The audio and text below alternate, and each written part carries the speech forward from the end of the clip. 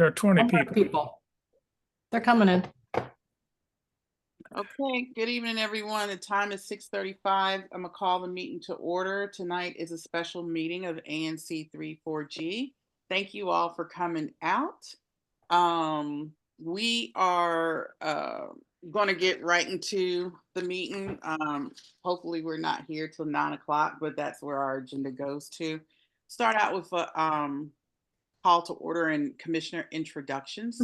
So again, I'll start from my left to right and starting with Commissioner Gosselin. Hi, I'm Peter Gosselin. I'm Commissioner for District 6, which is largely the west side of Connecticut Avenue between Chevy Chase Circle and Military back to Friendship Heights, with the peninsula to the east. And I am Commissioner Lisa Gore. I'm a single member district commissioner for 3G01, which is all of Hawthorne and portions of Barnaby Wood. Thank you for coming out tonight and look forward to the discussion. Commissioner Simmons. Hi, Corinthia Simmons, Commissioner for Single Member District 5, which goes from Legation in Connecticut to Western in Connecticut, all the way back to Broad Branch. Commissioner Nagy. You're muted. Thank you. Hi, good evening. I'm Liz Nagy. I'm Commissioner in SMD 07, which is from south of Military South to Chevy Chase Parkway, and then bounded on the west by Reno Road and on the east by Nevada. Commissioner Sherman. Yeah, hi, I'm Bruce Sherman. I am the commissioner for Single Member District 02, which is all the way over on the east side of our ANC by Rock Creek Park, extending from Military Road on the south up to Tennyson on the north and over to Utah on the west, and just above Tennyson, the Chatsworth Unicorn Lane development and Oregon Knolls. And Commissioner Grunwald. Yes, good evening, Carol Grunwald. I'm Commissioner ANC 34G03. That goes from Broad Branch Road up in a swath over to 27th Street and Utah. And Commissioner Finnison.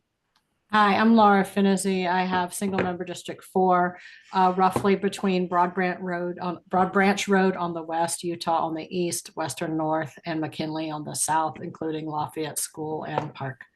All right, thank you, commissioners. In terms of meeting procedures, they're standard pretty much across the board. Will allow 3-minute commissioner conversations, 3 minutes for the community. I would ask that each commissioner and community member go once and allow others to go again before you go twice. I think it's really important tonight to make sure that we keep the conversation respectful and not personal. I would ask that you respect each other's opinion. We're going to have differences in this conversation, but we should be able to communicate those respectfully. Please do not interrupt. That's commissioners and community members. Only speak when you're recognized by the chair. And for community members and commissioners, if you would use the react function when you want to make a comment. So it's at the bottom of your screen in the middle. It's the raise hand function. If you do that, you'll be recognized so that you can communicate with a broader community. Everyone here, I believe, is named in terms of their name on screen. It's really helpful if you could put your first and last name. And if you're representing the organization, I know there's one organization here represented tonight, and the person representing that organization has their full name. So just make sure that's clear so when the commission calls on you and the recording people in the community know who is speaking. And with that, commissioners, are there any changes or amendments to this agenda? Okay. Seeing none, I move that we adopt the agenda. Is there a second? I'll second. Thank you. All those in favor, raise your hand. Laura, did you vote? Okay, great. 7-0, motion carries. The agenda is adopted. So with that, we'll go right into the heart of the meeting and kind of talk about why we're here tonight. ANC 34G, as you know, we just transitioned to in terms of election. have 4 new commissioners. This is a new commission year for us. One of the topics that came up amongst the many of topics when we were discussing our administrative business at a recent administrative meeting was the function and necessity of committees that the current commission has. And in addition to that, what committees are doing for the commission? Are they doing the right things that both the commission and the community needs? Are there committees or task forces that need to be disbanded or reconstituted and given new tasks? And just the overall dive into the committees of the ANC. So as we discussed this in our administrative meeting, which was announced to the public with the 7-day notification, but a lot of community members absolutely do not come to the administrative ANC meetings. I think we had one community member on that meeting.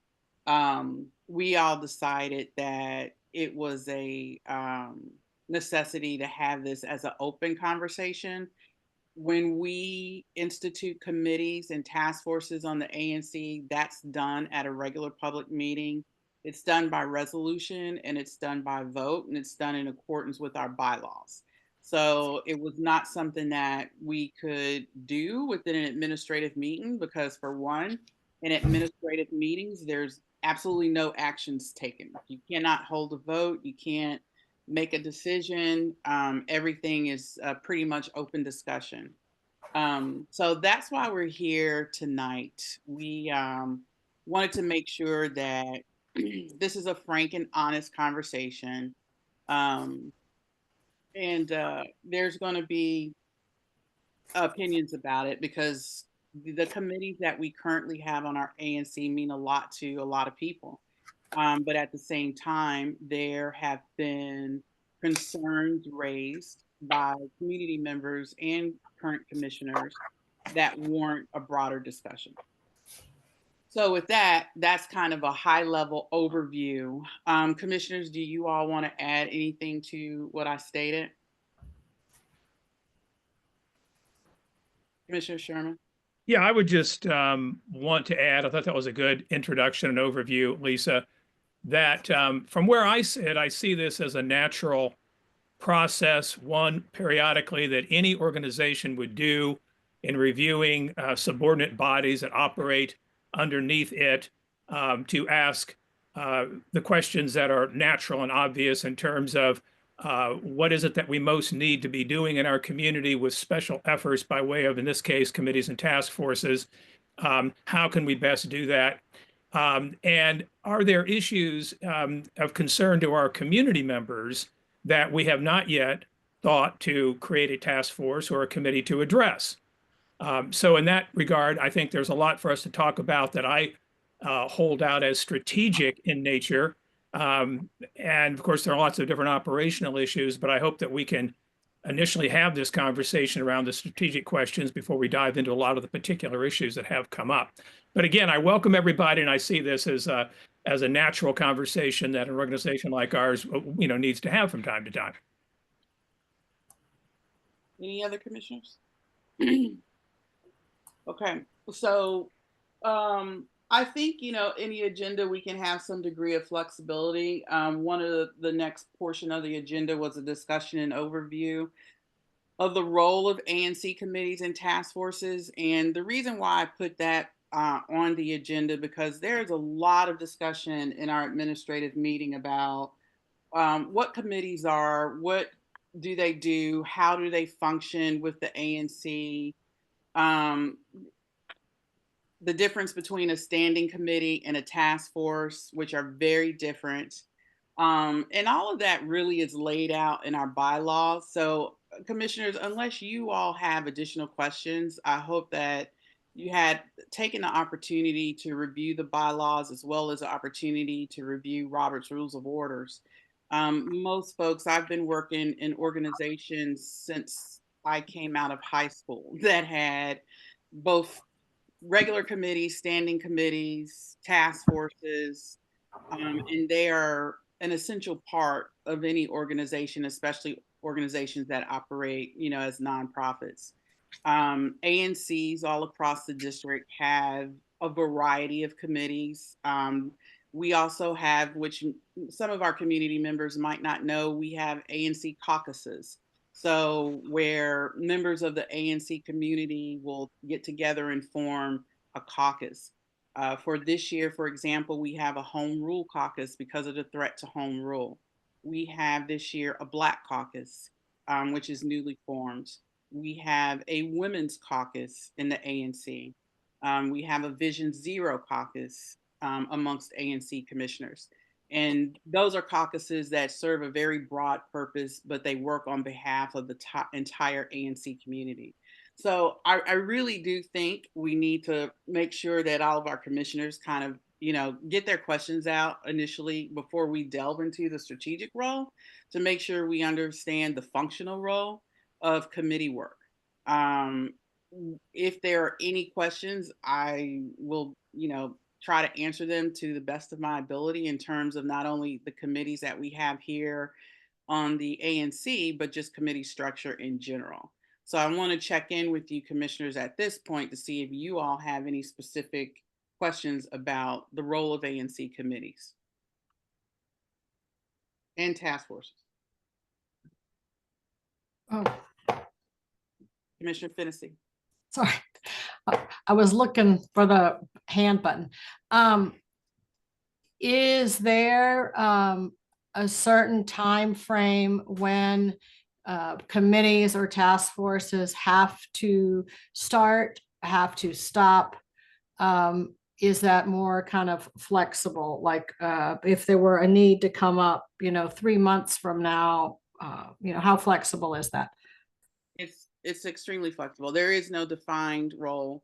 The only thing that we try to do in terms of committee work is in terms of at the top of the year or near the beginning, as close as possible to the year, is if there's new committee members. So in terms of appointments, but if you want to form a committee or change or disband a committee, there's no specific time frame for that.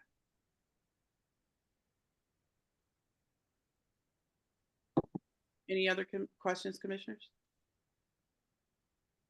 Okay.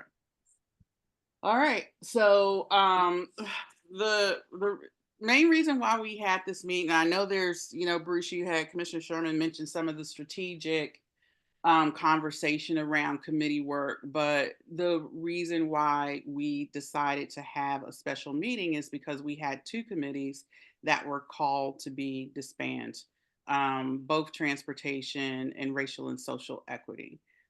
So I really do believe that needs to be at the top of our agenda because that's why we're here. Most of this conversation could definitely occur amongst co-chairs, the ANC's executive committee, the ANC as a whole in an administrative meeting. But we are really specifically here because we had commissioners call for the dissolution of those two committees. So I want to start out by opening up the floor to whatever commissioner wants to take that conversation up so that we can get to the heart of this discussion.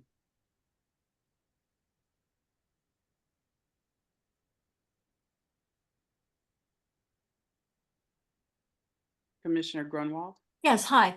So Lisa, I would disagree with you. I don't think that anyone called for the disbanding of any specific committees. I think what people have called for is a review of what the current existing standing committees are doing.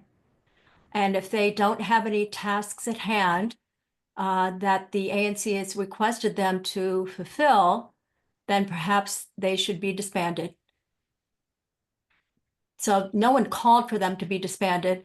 What we called for was a review. So I will point you back to the administrative meeting. I will point you back to the time stamp of 2/10/35, where specifically Commissioner Nagy said, I would like to see the Transportation Committee dissolved. At 2:11:30, Commissioner Nagy said, I think we need to bag it. At 1:59:46, you stated, I think we should discuss whether these committees are still necessary and Right. either dissolve them or reconstitute them with very narrow tasks. That's So, precisely what I just said. Yes. well, That's a review. well, That's a you can review. say at the time those statements were made, it was clear that we were talking dissolution. And at least one commissioner explicitly said dissolve. And you cannot, under our bylaws, whether you want to call it dissolve, reconstitute, reform, whatever the verbiage is, you cannot disband a committee without a vote. And that after in at 2:11:54, I said to the commission, this is not a discussion for us. And I went on to say that this was a community discussion, and Commissioner Sherman, a little down the road, said, this was going to be a long discussion and that we all agreed that we should make this a community conversation at a special meeting. So we can talk about their tasks, and I have stated this, and Commissioner Gosselin also stated this, that each committee was formed under resolution and very specific tasks. And those resolutions are out there. They've been out there for the public. I can point you to them if you need me to. As the person that was the commissioner that formed the Racial and Social Equity Commission, I have not had one commissioner ask me why I formed it. I would love to tell you why. I can tell you the backstory behind the formation of it. I can tell you the backstory of why we came up with the task that we wanted RACE to accomplish. And they're working towards their mission every year. They submit an action or goals in end of year report of what they have accomplished. Same thing with transportation. The transportation committee was formed under a resolution under this ANC with extremely explicit goals. And most of those goals, if you read that resolution, are to aid and assist the ANC, and it's dealing with transportation issues in our community. ZDD, zoning, design and development, the same thing. That resolution is very specific. It very specifically calls out what they're supposed to do. And the same thing with the Murray Task Force. So those issues are clearly stated in our governing documents. So if there are changes to what we want them to do, that's a whole separate conversation than dissolve, which was the language that was used, these committees. So let me go to Commissioner Gosselin. He has his hand raised. And I'd like to say that I certainly have understood what's been said about the standing committees over not just the beginning of our new term, but some of the discussion about them in the last term as being about dissolution. They were formed specifically to deal with broad areas. Now, and I think that the conversation about defining specific tasks is effectively proxy language for and endorsing giving them only specific tasks is kind of a proxy language for dissolution, because what we're trying to do in each of these instances was provide forums and organize an organization to let community members tackle broad areas. Now, I'll tell you, the standing committee I was responsible for was so broad and had such a diverse membership that enough members of that committee so disliked each other that I couldn't get them to come to meetings. So I only say that by way of saying sometimes it doesn't work, and sometimes the diversity is so much that we just can't get agreement. And I for one am happy to see zoning, design, and development dissolved. I just don't think it's serving a purpose right now. But the other two committees serve important purposes and important broad purposes. And I think we would do a disservice to ourselves, among others, if we tried to hand them specific tasks.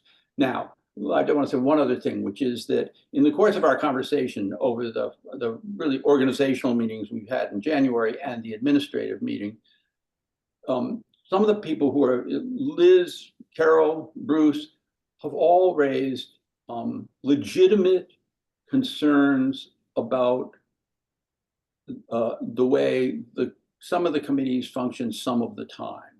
And we should address those. The truth is that because we're volunteers and they're volunteers, we've sometimes not managed them closely enough. I'd be happy to see the addition to the bylaws of a rule that says citizens, non-commissioners can only be a member of one standing committee at a time. I would be, if it's not already in the bylaws, and it may well be, and Lisa would be able to speak to this, I'd be happy to see the addition of a rule that says a commissioner has to be a chair or co-chair of any standing committee, so that we don't have standing committees going off on their own. But I think in general, they have served a very important purpose for us and a very important general purpose. Thanks. Let me go to Commissioner Nagy. Thank you, Lisa. I did ask for the dissolution of the Transportation Committee. I was on the Transportation Committee, and I watched it function, and I watched it resist any kind of oversight by the commission. And that is a real concern for me. It was a concern for me when I wasn't a commissioner. It's a concern for me now that I am. And I saw the resistance as so entrenched that dissolution seemed like the best option. It certainly has gotten the conversation going as to what the roles of committees are, which I think is a good byproduct of kicking off this conversation. And it's making us think carefully about what the committees do and whether they should be committees or task forces, and what their roles should be, and how they should view themselves in relation to the commission, which I think is they don't always view themselves as subordinate to the commission. Let me go to Commissioner Simmons, then I'll go back to you, Commissioner Grunwald. Hi. I don't know the time limit, but so as many of you may know, I have lived all throughout DC. I moved to Chevy Chase. I moved here when my son was 1, and it was during COVID. We used to walk up and down Nebraska Avenue every day because it was really hard to contain a 1-year-old in the house all day. And when we used to walk up and down Nebraska, I remember a neighbor used to always look at us, right? Like, always look at us. And I don't know if it's because we were suspicious or whatnot, but we would walk and just stand. He was enamored with that donkey that's on Nebraska. So we would just stand there for long periods of time and just look at the donkey. And he was learning how to talk and say donkey. COVID was very isolated. I had learned about the small area plan.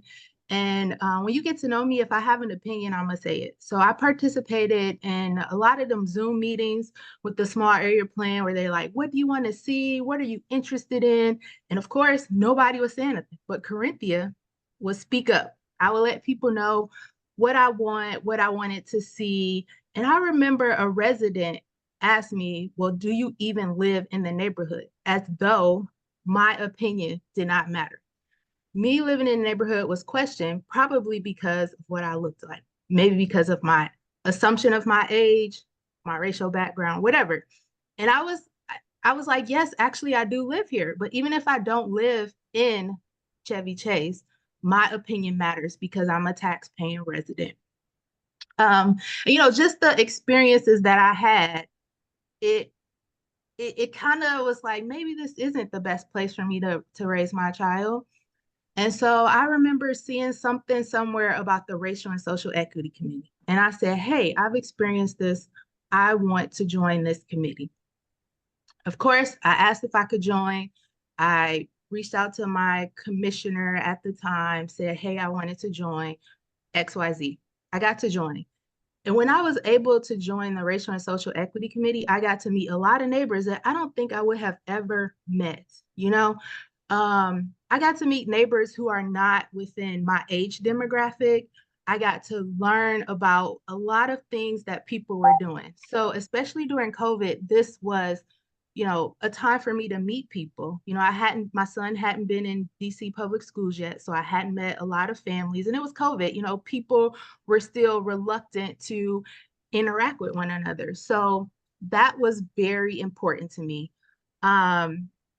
When it comes to the thought of people and residents should only be on one committee, I think that's a little bit of controlling and micromanaging of what people can do and what are people interests. You know, I've mentioned many times that I'm a public servant. If I want to work on racial and social equity and the transportation committee, or if it's a trash cleanup committee, if I have the time, I should be able to do that. And I think it's just very important for us to learn about these different committees. You know, I've learned you just get to learn about different things, especially with older Americans. So, I mean, older adults, you know, me, I would say seniors. I learned you don't say seniors, it's older adults. So I just think we all have instances of things that we can learn from. And so that's why I think the importance of these committees are important, especially racial and social equity. So that's just my 2 cents. Thank you. Thank you. And going back to you, Commissioner Grunwald. Yeah, so the problem with this conversation for me is that we're still talking about these amorphous committees. And I thought we were going to stop this meeting talking about what the ANC needed. Is there any information? Is there any work that we need that we need committees to do for us? Instead, we're talking about in a very general way about, you know, amorphous committees and why they should exist. But I still don't understand exactly what they're doing. I mean, I think the Transportation Committee did a fantastic job with the buses. I think they did a fantastic job. But it's my understanding that the whole issue now, they did a wonderful job and it's all been wrapped up and it's in the hands of WMATA. And there's nothing we can do with the budget at this point. So my question is, okay, so they did a great job. Do we need them to do anything else? Is there something else that we need from them? Same with the Raise Committee. Is there a task that they're working on? I don't understand, you know, what these amorphous groups are doing, why they exist unless they have a task at hand. Let me go to Commissioner Gosselin. Carol, I mean, take the example of the Transportation Committee. One of the things they said in the course of talking about this year's budget is that for bizarre reasons I don't understand, this region's public transit system is funded on a year-by-year basis. There is not a dedicated stream. So the fight that we were helped in making to protect some of the bus lines and to protect some of the budget is going to come rolling around next budget season. And in the meantime, the committee has been focusing on things like, you know, how to supplement the pieces of the system that we are going to lose. It's a continuing effort. It is a broad area that we are asking, and the resolution forming them says this, we are asking fellow citizens to help us keep tabs on. And with regard to race, I mean, racial and social equity in this community are ongoing. We have the Chevy Chase fountain issue that God only knows where it's going to go now that we have a new national administration. But that is an issue that the National Park Service, the Commission on Fine Arts, this ANC, the leaders of the Chevy Chase Maryland have all been working on. and that race has advised us on and has kept us abreast on. These are not. So what else are they working on? We can define an issue narrowly. We ought to just do the work ourselves and take care of it. These broad areas are where we need our fellow citizens to help us keep tabs on things while we're dealing with other issues.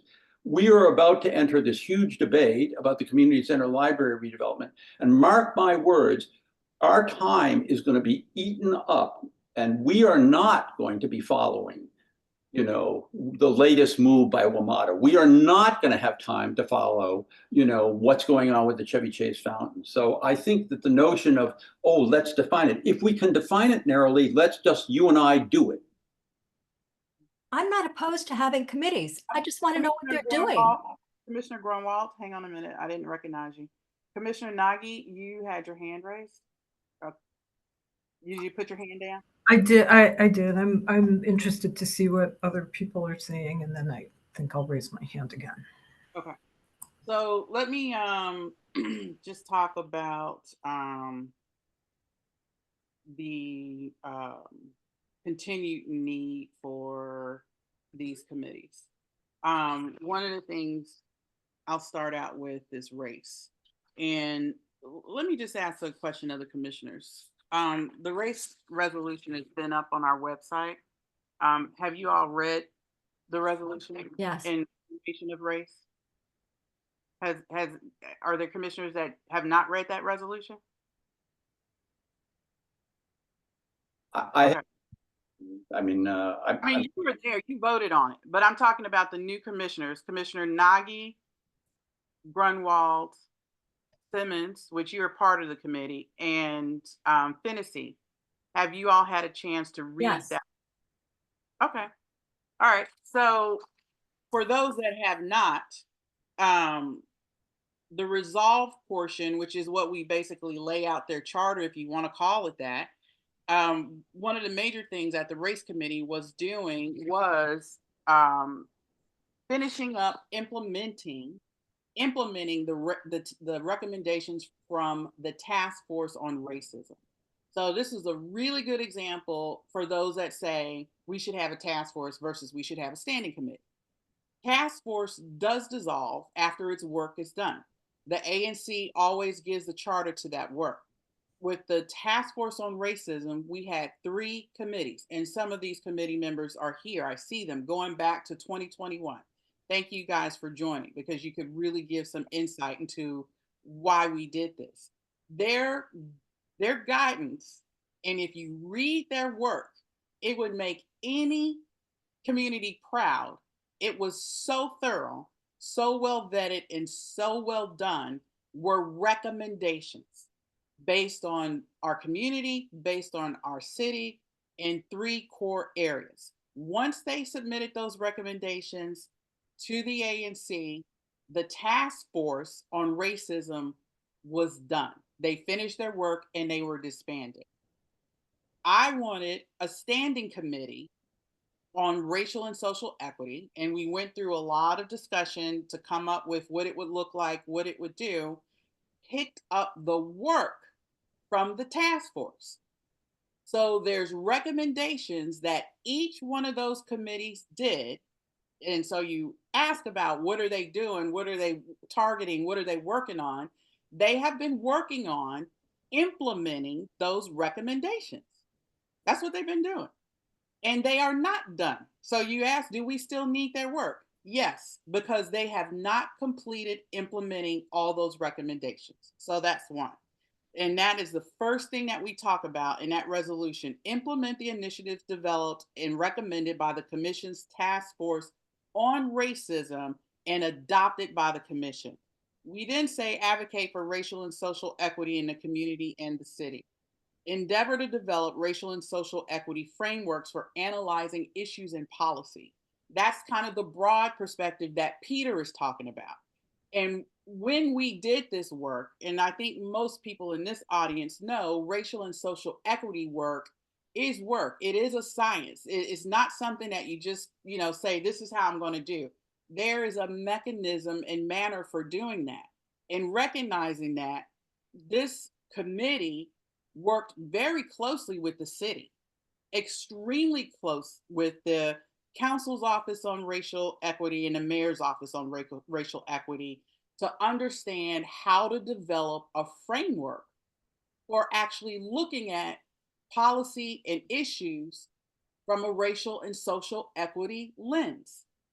And there is a framework for that. It's not something you just jump out, of your room and decide this is what I'm going to do.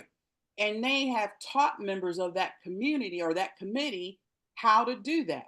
So what our commission said, and we're the only commission in this city that said that we want a group of people that can develop that expertise to look at what we do and give us that lens. That's how important we felt it was, because we don't always have that. We're 7 different commissioners with 7 different districts. We come from all diverse perspectives and ideas. But this was one lens. And when we're looking at issues and policy, we look at that through various lenses, right? So you can look at it through a racial justice lens, a social equity lens. You can look at it from a transportation lens. We heard from Ki Yoon last night. He looks at things from a business lens because he's a business owner. There are all these different lenses that we look at issues through. And this ANC said it is so important what was going on in our world around us at that time that we need people to be able to look at issues and policy through that lens and give us that research or that advice. Doesn't mean that we have to take it, but it's one lens that we're looking at it from. So that was the second one. We also talked about promoting community involvement and engagement, develop key stakeholders throughout the ANC and the city and champion the voices of the most affected community members. One of the things we talked about with this racial and social equity committee is getting minority committee members. You guys remember that?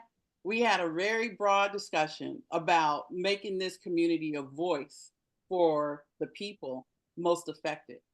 So that's why you have people like me, people like Corinthia, people like Renee Turner Inman, people like Maria Sims and everybody else, but particularly those voices that often don't get heard, and you can't do that by survey. You got to do that by bringing them into the conversation. At what level of leadership do you want people to have? No, I don't want the race committee dissolved to send out a survey to Black folks to get their opinion on the Civic Corps. It's going to be just as broad as white people's opinion. We want people that are disaffected by policy and issues to have a voice and a seat at the table. And that's what race does for our community.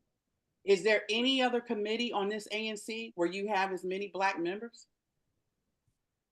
We just got 2 Black commissioners this year. Okay, so that's the importance of race.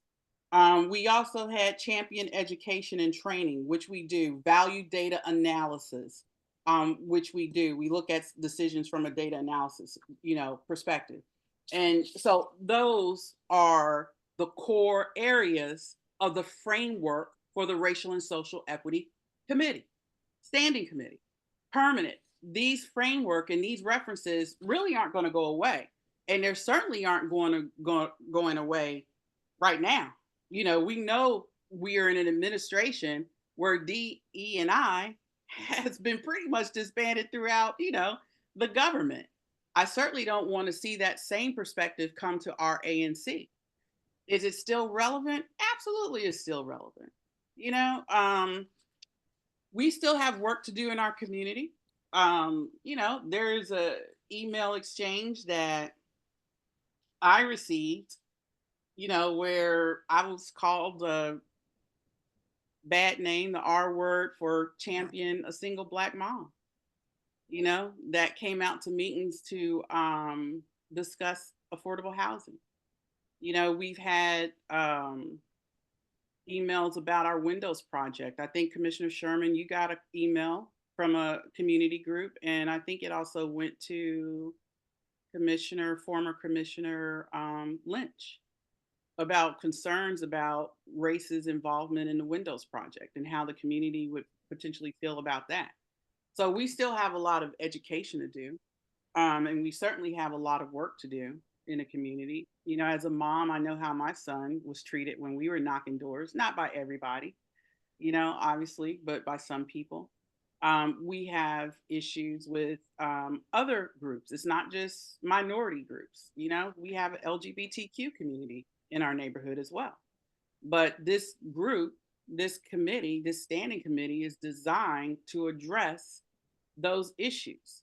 And I really feel like you know, it's really hard for me to even fathom having this conversation. I mean, just to be honest with you, I've been kind of dumbfounded that in a time where all those things are still under attack, um, that we're having this conversation. So that's my 2 cents on race. And in terms of transportation, I've said this to the commission, that is the one area where my SMD has been extremely vocal. You know, I feel equally passionate about transportation issues as I do the racial and social equity issues. Um, those are issues that don't go away. And quite honestly, the ANC has not done a good job on keeping up. Had it not been, and the Ward 4 commissioners were present when you heard Councilmember Janice Lewis George just at her community meeting on Saturday, laud ANC 34G and what we did in terms of our transportation issues with WMATA, and successfully, after years, successfully advocating with WMATA. And I was there when WMATA said in a meeting with the council member, and they said, don't release this, but they said, you guys did a pretty much a hell of a job. Well, that was that transportation committee. That was them putting in the work and doing the things that we had to do that this commission did not find the time to do. And I am really fearful, and it goes back to what Peter Gosselin said. We have the civic core, we have all these major issues, we have a comp plan. We do not have the bandwidth to give our community the advocacy they need on all these issues and do what we have to do as commissioners. To have committees, standing committees, or task forces tackling these major projects is an absolute must. And transportation is an area that doesn't go away. There's a lot that still needs to be done under the charter that they have under their resolution. That work is going to continue on. Commissioner Nagy. Commissioners, use the raise your hand feature so I can put you in. Well, Commissioner Sherman, do you want to go? Because did you have your hand up? You're on mute. You're muted. Sorry about that. I don't have a raise hand button because I'm a co-host. That's the only reason I didn't raise. Yeah. So, but go ahead I think Commissioner Nagy was before me anyway. Commissioner Nagy. Well, I just wanted to respond to something that you said, Commissioner Gore, and that is that you're astounded that we would be having this conversation. And I think that that's confusing the issue of the issues that propel the need for looking at so racial and social equity and transportation. There's no doubt those are important issues. The question is, what is the role of committees / task forces or whatever we decide? And I don't think there's anything wrong in looking at those. I think every organization should look strategically at what they've been doing so that they know where they're going. And I think that it's problematic to confuse the subject matter of the committee with the idea of reviewing what the committee does. So I would agree with you, but I'm going to point you back again to that administrative meeting. I'm going to point you back to emails that have floated through this commission that the community has not seen. And in honesty, we all know what was said and what was done. And this was a conversation about dissolving the committees, period. There is many conversations where people talked about these committees don't need to be in existence. There's conversation, you go back to the tape on an admin meeting, it's on YouTube, where we talked about committee members. And I repeatedly said that a lot of the issues that were being mentioned were process issues. I said that we could work those out, that we could have a meeting. I said a lot of those issues were covered under our bylaws, but the conversation kept coming up about dissolving. So we can't have it both ways. You know, sure, and I'm not shocked about a conversation about procedure. I'm not shocked about a conversation about policy and process. Because I said a lot of what your concerns are policy, process, and procedure. And as new commissioners coming in, I don't expect you to know the bylaws like I know the bylaws. I don't expect you to know committee function like I know committee function. I got the But- bylaws right here, Lisa. Well, but you don't know the history of those bylaws and the function of them, or we wouldn't be here. Because most of the conversation that we're having, what committees are supposed to do or not doing, that's in the bylaws. And I said the same thing that Commissioner Gosselin said, is it is the ANC's responsibility to oversee those committees, and we have not been doing a good job in doing that. I beg the commission to let's give us an opportunity to get it back. You know, let's get it straight. But that was not the continued conversation. That's just the honest truth. So there's been both. There's been a conversation about process and procedures, but there's absolutely been a conversation about disillusion. And we don't need, and I feel, you know, I don't want to feel, or you guys to take this wrong, because I've been on a commission for a while, but I really don't need a 2-hour meeting about process and procedure on committee work. You know, and the committee, I don't think the community does either. I mean, we can straighten out, we can make sure our committees function correctly.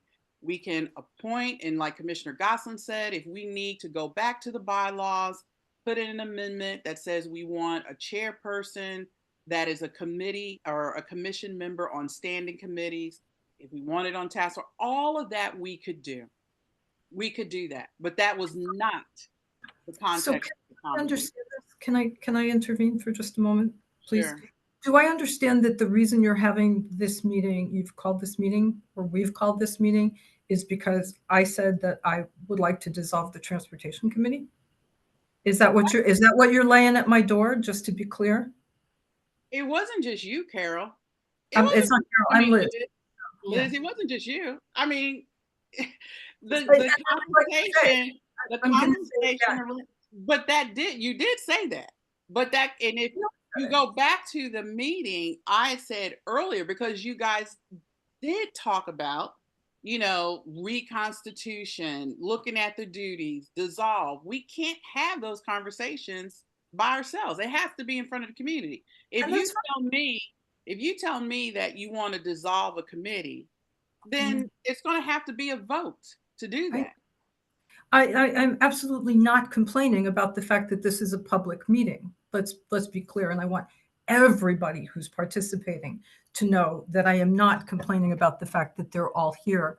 No, I don't think you are. In that. Okay. I don't think you are. No. Okay. Now, my comment about dissolution, which you keep referring to, it stems from the fact that I saw and have seen even this year such resistance to oversight on the part of the committee. And I'm speaking about the Transportation Committee. I am not familiar enough with the Raise Committee to speak on that subject, but I am familiar enough with the Transportation Committee. And if this is what it takes to get the conversation going, to focus attention on the Transportation Committee and how it operates, then I'm happy to have started that conversation, however it started. All right. Well, I'll just say that, and I'm gonna go to the next commissioner. But somebody had their, Commissioner Sherman and then Commissioner Gosselin. You know, I'll just disagree with that, because I think this has caused a lot of hurt feelings in our community, a lot of angst with people. And this is something that as a commission, we should have been able to work out amongst ourselves. I pointed in the direction of, you know, bylaws, offered to get the committees together. in the email I sent out, even just this afternoon, I said that if dissolution is not on the table, somebody tell me that it's not on the table. But you know, you still kind of bring it up. Personally, I have not felt resistance from Transportation Committee. But if you feel that way, then I said, yeah, that's worth discussing. But it doesn't mean that we need to dissolve the committee in the midst of doing it. So, Commissioner Sherman? Yeah, again, there are operational issues that I think we in due course want to get to, but sticking with kind of on a strategic level, I have not heard disagreement, Lisa, and I certainly don't disagree with the notion that it is helpful to our commission to have a committee that looks at matters in our community through a racial and social equity lens. I've read the charge, the resolution, the mission statement in effect of the RAISE committee. I think the question that I'm hearing, and it's a question I share, is through that lens, what specifically now is RAISE looking at? Thank you.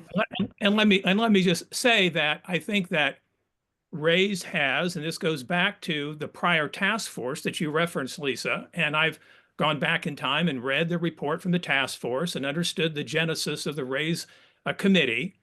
A lot of that work was taking place at a time when the ANC was also providing recommendations to the city to revise the comp plan, and the ANC was focused on achieving greater racial and social equity through, for example, providing more affordable housing in Chevy Chase.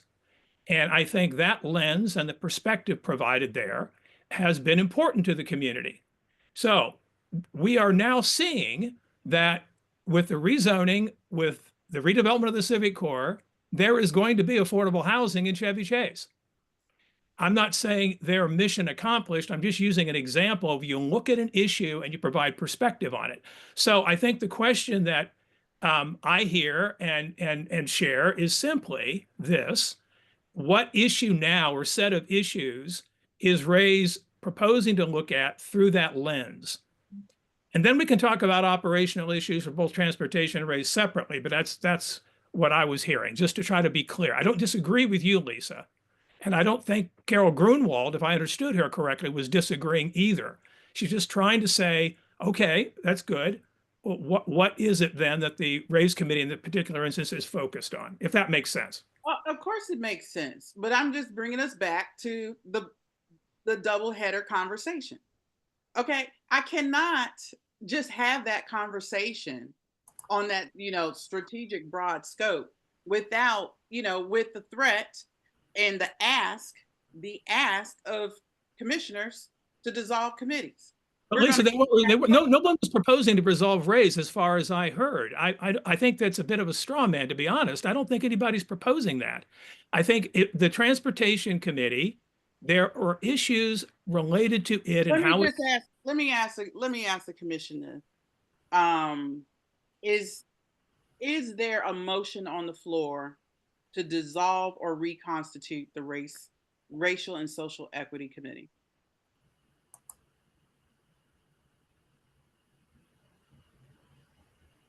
Okay, so none. All right, so the rest of it we can work out. All right, go on, Commissioner Sherman. So no, I was just, again, pointing to that, and I was saying about the Transportation Committee. I am mindful of, you've articulated it, Commissioner Gosselin has separately, obviously new commissioners, Nagy, Grunwald, have articulated concerns with operational issues. Now, it is the case from time to time in any management function that you see enough operational issues that they give rise to questions about the functioning, the proper functioning, and the existence then of any given entity. So we have to be mindful of that. But I understand your statement, Commissioner Gosselin's statement about the Transportation Committee. I do feel that it is important, even with the Standing Committee, to try to be as clear as we can be as a commission, since we give them their charge on what we're asking them to do. Because it is obviously the case with the Standing Committee with multiple members that from time to time, committees can take on a life of their own and go off in different directions. This gets to the management issues. So I think when we get down to the operational level, we need to talk about those candidly and address those. And it may be that we need to revise our bylaws to put in some standards that are not in there now that would be helpful for all committees, but in reference to transportation arising out of some things that have happened there in particular. So there's that. Right, which is what we said at the administrative meeting. Yep. Commissioner Goslin? Let me say, first of all, I want to point out that there was a great deal of criticism of the Transportation Committee working on strategic goals for the year. I'll remind you of that. I'll also remind you that in our agenda, I will admit to you, we almost never get to it. We are regularly, Lisa Gore regularly puts on the agenda committee reports. These are the very times where we ought to be catching up with what the committee is working on right now. Now, our meetings end up so jam-packed and run so long, we often don't get to those reports. But we understand we need to do a better job at that. But to your question, you've raised in a kind of general with general wording that sometimes in some places with some organizations, some subsections of those organizations take on lives of their own, such that the question might be raised whether they should be dissolved. Same question that Lisa asked about race. Is there a motion on the floor to dissolve the race committee? And if we can once get past that, then I'm to put motions on the floor about answering some of these management or operational issues. As I say, I am sympathetic to some of the questions that have been raised about the committees operationally. So but just so we're clear where we are in this meeting, is there a motion? Does anybody want to make a motion to dissolve the Transportation Committee? Okay, so are we at the operational stage now? No, I don't think we are yet. I want to come back to the question that I asked, which is, I think it's still important for us to be clear on what, and this maybe is a time for the committee members to come into the conversation and not necessarily resolve it tonight in terms of the focus of the activity, but to speak to that, because I think I've heard questions and I have questions about what the focus of their activity is, accepting their mandates from the commission. Sure, we can ask, if the committee chairs are on, we can ask them that, but I will strongly repeat what Commissioner Goslin just said, and I want to make sure everybody hears what he said and understands. We have a standing section on the agenda for committee reports, and we never get to it. This is when the commission should be talking to the committee members and asking them specific questions and engaging with them on their work. And if you're really serious about understanding what they're doing and offering input and suggestions and advice on what they're doing, and if they're still operating within that charter, then we should expand that section. And when we get to that time, we give it to them. But there's an exception to that, Lisa, if I can just interject to say that the prior question, those reports are actions related to their charge, not just their overarching mission. So the charter that transportation has, that RAISE has, lays out broad strokes what they're about as a standing committee. Then they decide on focus areas. The commission has a role, one presumes, in helping to decide what those focus areas are. And then on a monthly basis or bi-weekly basis, when it's time for committee reports, they come and render a report relative to that focus area, what they're doing, what the actions have been. So I just want to distinguish between what might happen in a normal committee meeting, commission meeting, and what we do a priori to help clarify what that area of focus is for these committees. Absolutely. And I think we can incorporate all of that. I mean, it's what we make it. It's what we make it. Right now, we haven't made it anything, and we're like ripping our committees apart, but we haven't done our work. Lisa, can I just, sorry, I just want to interrupt. I don't, Hand raised, Bruce, can we go to the other commissioners? Lisa, Yeah, Lisa just talked for half an hour. You do realize that, right? You do I realize just- that?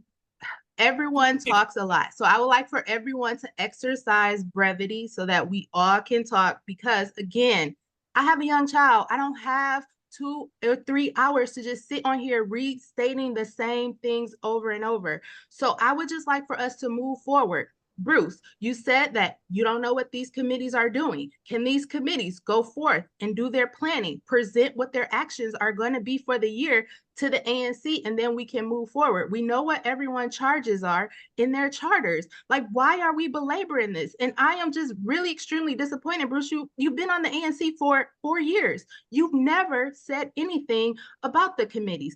I've been a chairperson. I have a child. I'm on these meetings until they go until 10 o'clock. And then they get to the committees at the end. And you know what? I hang up. So the ANC needs to prioritize us exercising brevity, because my life is not the ANC. I don't have time to just sit here all day and regurgitate everything that I say. So I would like for us to move forward. I would like for us to ask our committees to exercise, to strategically plan on what they're going to do for the year. Come back to the ANC, us allow them time to present on that. And then we determine, yes, please go ahead. And to say you don't know what race is doing, we have a Windows 250 project. We invited you guys. We invite the community. So to say you don't know what we're doing is just beyond me, and it's very frustrating. It's extremely frustrating. So I'm going to stop talking, and I hope that we can move forward, because I've asked Cairo 4 times to get in the bath and he hasn't. And us talking about the same thing, it's driving. I'm trying to be patient and I'm trying to woosah, but I don't have the bandwidth for this. Okay, let me go back to Commissioner Sherman, then Commissioner Nagy, then I want to open it up to community members. And I do want to say that where we are now, there's no motion on the floor to disband any committee. Okay, so where we are now is process. And I think Commissioner Simmons laid it out. The next step is to meet with the committees. First, we definitely need to appoint a transportation chair, or, get their chairperson appointed, whether that's a commissioner, co-chairs, however. We need to do that for transportation. But we're at a stage where we need to go back to the committees and ask them to bring that work. Transportation was trying to do that, trying to come up with some goals. They need to bring that to us so we can have the broader discussion. Right now, we're like talking heads. So I kind of agree. But let me go back to you, Commissioner Sherman, then Commissioner Nagy, Commissioner Grunwald, and then let's go to community members. Yeah, just briefly on this. I don't want the community members or commissioners to take away from the conversation that the fact that we have a perfectly natural, understandable discussion about where we are with bodies that report to our commission, that is somehow divisive or attempting to tear them down. These are just routine matters of management when you ask what the subordinate bodies are doing relative, yes, to the charges they've been given. So I just want to reset that for everybody. That's not my intention, and I don't assume it's the intention of others on the commission. Right. Commissioner Nagy. I'd like to echo what Commissioner Sherman just said. And I am disappointed at the attempt to recast this as something that it's not. It is normal to look at the activities of subordinate organizations to see what they're doing, and to recast that as something that's not normal and that's a waste of time, I find disingenuous at best. Well, let me just say something on that. Again, we talked about having this type of conversation amongst the commissioners. The commission has always talked about looking at the processes, looking at what they're doing, looking at their work. We discussed this at the administrative meeting. but it was also discussed, and you guys are not owning up to this. You just said, Liz, at the top of the meeting, why you talked about dissolving because of the issues. Right. There was a question on the table of dissolving these committees. And I'm going to stand by that, but it's Okay.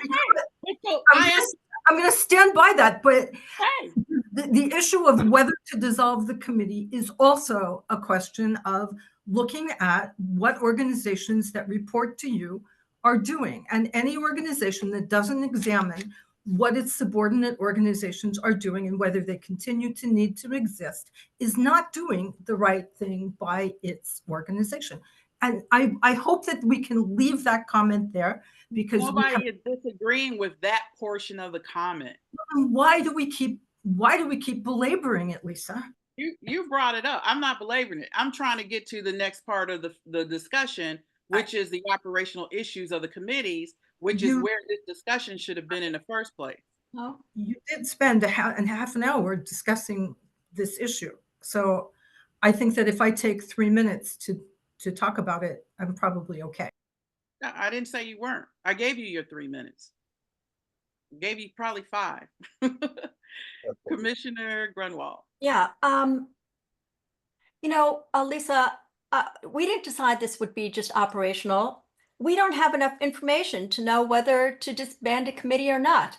Okay, I thought we were going to be talking tonight about in specifics, about specifically what these committees are planning to do.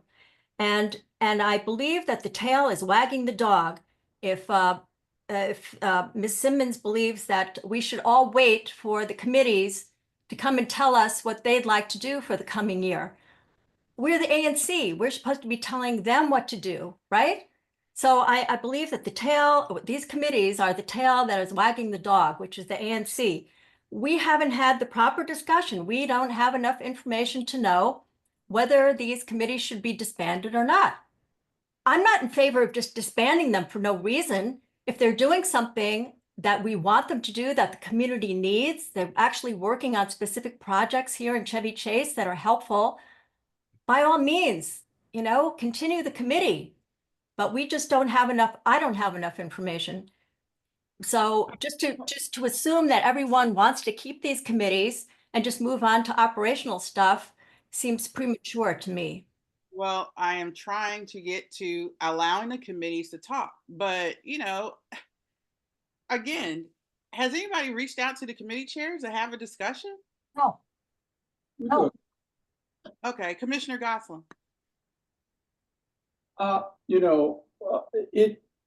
It sounds so rational to say that, of course, any organization, looks at its subsections and questions them periodically. I'd propose that at the end of the year, we all sit down together and watch this tape of this discussion. Because by the time we get to the end of this year, you're going to discover that we have so many issues on our plate that we could have been getting better prepared for, that we're trying to get better prepared for with the redesign of the website, with the community engagement material, with trying to understand where the city is, given what's happening at the national level. While it is certainly makes sense as an argument to say that a higher level organization should manage the pieces under it. We're a voluntary board talking about citizen volunteers, committees, and we should do a better job of keeping them on task. But the notion that we should waste multiple hours of a discussion of this, when you'll see by the time we get to the end of the year, we will have had so many really substantive issues, not management things like this, to play around with. I beg to get yourself ready for those rather than making this time-consuming and extended effort at nitpicking the committees. Okay. With this, I'm going to, and I know, let me go to these 2 community members. One of them is a committee co-chair. And actually, after Michelle Wolin, I'm going to invite the committee co-chairs into this discussion because I want you guys to answer Carol's question. Okay. Michelle? Okay. I have listened to some of the recordings of the race committee in particular. And I have to say, I have been very, very troubled by some of what I hear, but just on a broader issue, on certain, let's say, controversial issues in our community, they are basically acting like an advocacy group. And they have from the beginning. I read the minutes of the initial housing working group. The community was basically referred to as opposition. One member said, okay, if people aren't happy, okay, sometimes you have to be lonely. There was a statement, anyone who was opposed to the Tenley Circle Library as not in character with the neighborhood, that was just a dog whistle. And when I listened to some meetings, or particularly one on September 19th, 2023, they were talking about the survey. And one committee member, who was also a member of an advocacy group, was very upset over my participation in the survey committee, as well as Andrea Rosen. And let me say, both Andrea and I had the view of, we wanted this survey to be fair. We did not want it to be biased one way or the other. And if it had gone not our way, we would have accepted that. We wanted the community to finally be able to say what they wanted. But instead, so we did. And members of the race committee, certain ones, were very upset that we thought a question that basically put out a premise that they wanted and then said, does this seem reasonable to you? If not, why not? Therefore, making people who didn't agree with their position justify their position. That is not a fair survey, okay? And the rest of the ANC agreed. And yet, in this race committee meeting, one member goes on, a couple women who are very vocal about saying that's an inappropriate question. And then another one goes, it's the far extreme listserv denizens. It's Andrea Rosen, it's Michelle Wolin, and that racist woman Barnes. And they're there at every meeting, acting like they're the voices of reason. And they represent a community that's under attack. It's the inmates running the damn asylum on that committee. I mean, look, Lisa, some of you others, you were there. I don't think Andrea and I deserved to be talked about that way. You know, other people have a right to participate in matters of this ANC, not just people on the race committee or in certain advocacy groups. And even beyond that, elsewhere in that meeting, when they were talking about putting in that question, another committee member goes, well, they don't want that question because they'd have to tell the truth. There's this assumption that if you're against what they want, which is increased development, it's because you're racist or you just want to keep people out. And the same thing happened in a disturbing discussion about the historic district. I have many reasons I don't want to see housing at the community center or the increased density, frankly. I've written them out in 3 letters to the zoning commission. Not one of them is because I'm racist or I want to keep people out or any of that. This happened, you know, they just blithely accuse the community when people don't agree with them of, you know, doing so for, let's say, improper reasons.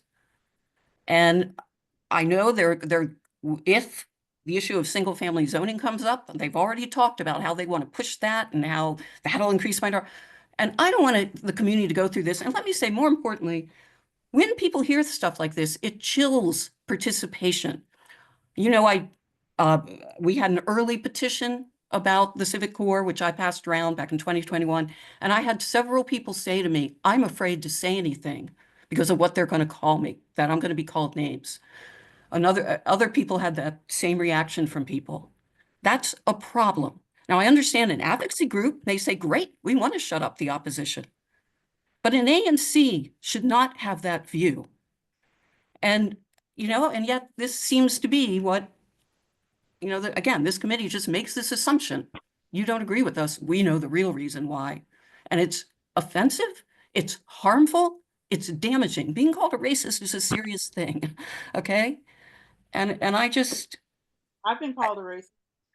I know. And let me say, I have no doubt that there are racists in this community. Of course there are. There are everywhere. We are not unique in that respect. But the vast majority of this community, I believe, is not that. And just because you may not want housing at the civic core or increased density doesn't mean that's the real reason. But that's what I hear a lot. And, I just think there needs to be a little more respect for differences of opinion and to recognize there are legitimate, valid reasons for being opposed to certain things. And again, I am just troubled having an ANC committee acting like an advocacy group on an issue that the community is very divided on. And I will add, in the survey, a majority of Black residents didn't want housing at the community center either. You can't deny that. And so that's all. Just, I just question, I will say, there are advocacy groups out there. Just like I would say, I don't want the transportation committee to become a bike lane committee. You've got your advocacy groups. Join the advocacy group. Michelle, That's my how view. is it that Black people are against?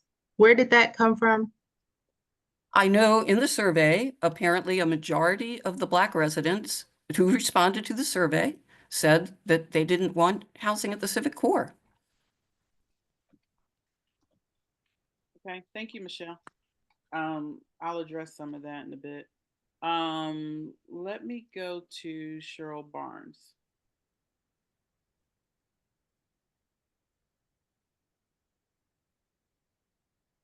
Cheryl? I'm sorry, I was having trouble unmuting my button. I had a feeling that this meeting was going to be terribly divisive for this community. And what I've heard here is a lot of mischaracterization, including by you, Chair Gore. And I also think that the bullying tone and the back and forth is just so unproductive. And I had hoped with November's election, we had finally, as a community, moved past the protestations and the divisiveness in this community. This does not serve ANC 34G constituents, in my opinion. And just, Chevy Chase Voice, really is concerned with issues about what's going on with the Chevy Chase Commons, what's going on with the upzoning, what's going on with the bike lanes, what's going on with school overcrowding, what's going on with upzoning, what's going on with all of our infrastructure issues. We're not all that concerned with petty semantics and arguing about who called this neighbor a racist or a NIMBY or a classist or this, that, or the other. It's just, you're disregarding some views in the community and favoring other views in the community when they happen to suit your purposes. And that's not right. And this is what I've called out from day one. To mischaracterize it as something else is just wrong-headed and continually divisive for 34G residents. You can't just listen to the people who, I've spent all of my day today on oversight testimonies, and I'm hearing the same thing all over the city. The ANC is ignored unless they say the things that OP and Zoning Commission want to hear. They're not given great weight. Well, guess what? The same thing is true on the hyper-local level as far as Chevy Chase Voice is concerned. If we're not saying the things that ANC commissioners who happen to be in charge at any given moment want to hear, well, then they're discredited and called names or not given great weight as another member of the community might be. That is just not right. And I really, really had hoped we had moved past it. I pray that we can quickly move past it and get to the matter, get to the business of serving ANC 34G residents. As far as the committees are concerned, sure, they absolutely serve a purpose. There's no argument. And, do they need to be disbanded? Maybe they do, because As far as Chevy Chase Voice has seen, they favor outside special interest groups. They favor people who do not live, the influences from people who do not even live in the community. And that is problematic. For you to have 20 or whatever it is, WABA acolytes on a transportation committee and one or two people who are not, and how is that representative of the whole community? That just, and maybe I'm dead wrong with the numbers, but that is what I've seen. For the raise committee to just sit around and have a rage session and call other neighbors out using names that Michelle Wolin just brought to everyone's attention, that's not productive for the community either. I don't really see the purpose in having committees that operate like that. So maybe there's something wrong with the charters. Maybe there's something wrong with the committee makeup. Maybe the committees need to be more open meetings with the community. But honestly, what I've asked for the last year, and Chevy Chase Voice, all of our members want to see this ANC use a survey tool that will ask your constituents what you want in this community. You can't just have Ron Eichner sitting on 3 different, or I'm just pulling him out of a hat, anybody sitting on multiple committees and influencing what happens in our community. You need to hear from constituents, not just pro-developers, not just Washington Bicycle Area affiliates, or anybody that is so focused on special interests and potentially could have some conflict of interests. Maybe it's personally beneficial for those people to have those agendas, followed in our community. I'm sorry, I'm so exhausted by all the testimony I've given today for Zoning Commission and Office of Planning Commission.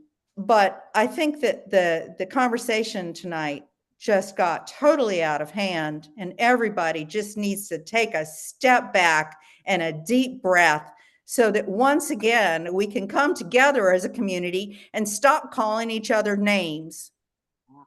Yes. And just get all on the same page and work together. Thank you, Cheryl. Shannon?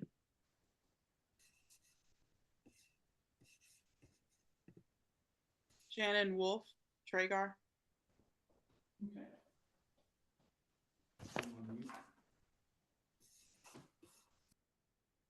Shannon, you're muted. There you go. Sorry about that. I'm having technology challenges here, and it's not letting me access my camera. Can you hear me okay? Yeah, we can hear you. Great, thank you. So this is my first ANC meeting ever. So you can kind of imagine the impression I might be walking away with here. Right before this meeting, I watched the recording of the administrative meeting. So it was one continuous conversation for me, and I was pretty shocked at what I heard, the discontinuity between the two conversations.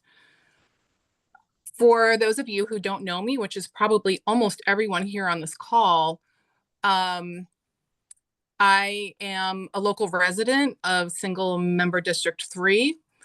I have young children at Lafayette Elementary School, and I co-chair the Belonging Committee of the Home and School Association at Lafayette. So that is the DEI committee. The whole reason that I tuned in tonight was because it was blatantly clear that there was going to be a discussion about dissolving the Race and Social Equity committee here tonight. It was watch the recording. It was blatantly clear that that was the agenda for tonight. And so I took time, hours of my time away from my family to show up here. And as you can see, there's not a lot of young parents here on this call because we have young kids to deal with. So for us to show up tonight must be pretty compelling. I will say, if there is anyone in this room who thinks that race and social equity are not an issue in our neighborhood, you are not paying attention. It is a huge issue. It is not just a Black issue. It is not just an economic issue. Like Lisa said, LGBTQ, there are issues affecting our families on a daily basis. Kids coming home crying from bullying. This is a real thing that I talk to community members about every single day. The idea of this group disbanding a committee focused on these issues is completely tone deaf to the needs of our community, especially given the current federal administration. I was heartbroken to hear that this was on the agenda tonight. And I'm so pleased that looks like it's not happening. Now, as has been discussed for about 2 hours now, it sounds like there are some administrative issues around the committees, which are easily fixed by a well-functioning board. Super easy to address these things, not in front of the entire community. I'm shocked. I'm shocked that this is the agenda for this evening, and I've been sitting on this call for this entire time. I want to thank you for giving me a voice tonight here. I would be happy to participate in future conversations about RISE or anything of that nature, because I do think that it is one of the most important issues that we can be tackling here. And thank you for giving me the floor. Thank you, Shannon. And let me go to Commissioner Simmons before we turn to our committee chairs. So I just wanted to go back to a couple of points that was mentioned today. I think there were instances that was said about the RAISE committee, about people in special interest groups having more influence of the ANC. There's been many instances in these past ANC meetings where I have mentioned that I feel that Chevy Chase Boys has had influences on last minute resolutions and decision makings. But I have a couple emails that I want to read to the community. The first one, I want to go back to, I was just a member of RAISE. I'm very vocal. I speak out about issue. I support affordable housing. I understand how things are across our city. A community member that's here on the call today, but a community member here on the call today, they have said disparaging comments about me. I have been unable to kind of get past those comments. And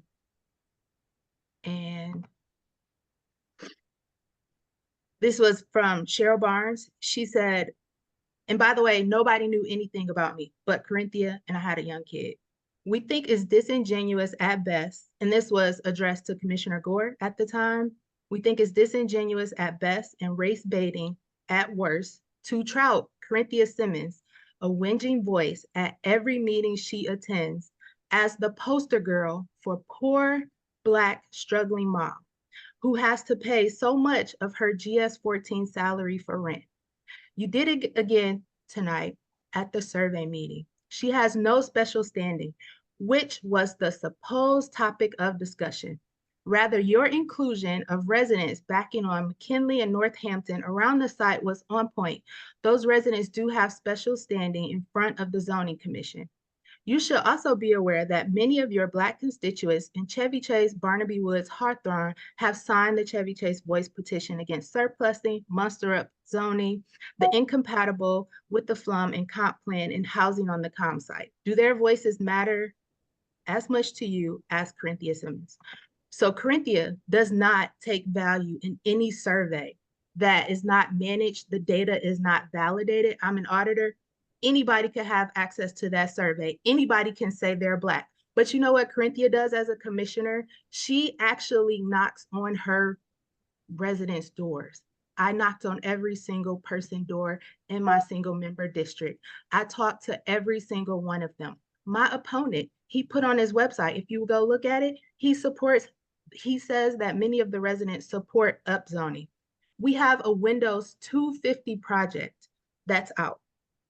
This was sent to commissioners by Ms. Barnes. I like to know if you both approved and backed the hanging of the banner at the old diner site. Chevy Chase Voice would like for it to be removed. It is offensive. Let's go back. The Windows Project is about the 250th anniversary founding of the Declaration of Independence and where this lies within our residential area of Chevy Chase of Chevy Chase.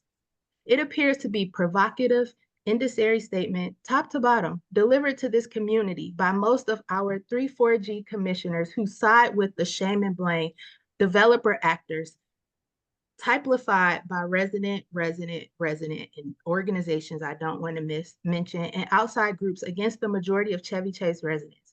We are aware that the Race Committee and Historic Chevy Chase DC are the creators of this messaging. It is divisive and it will inflame neighbors' feelings, driving a further wedge.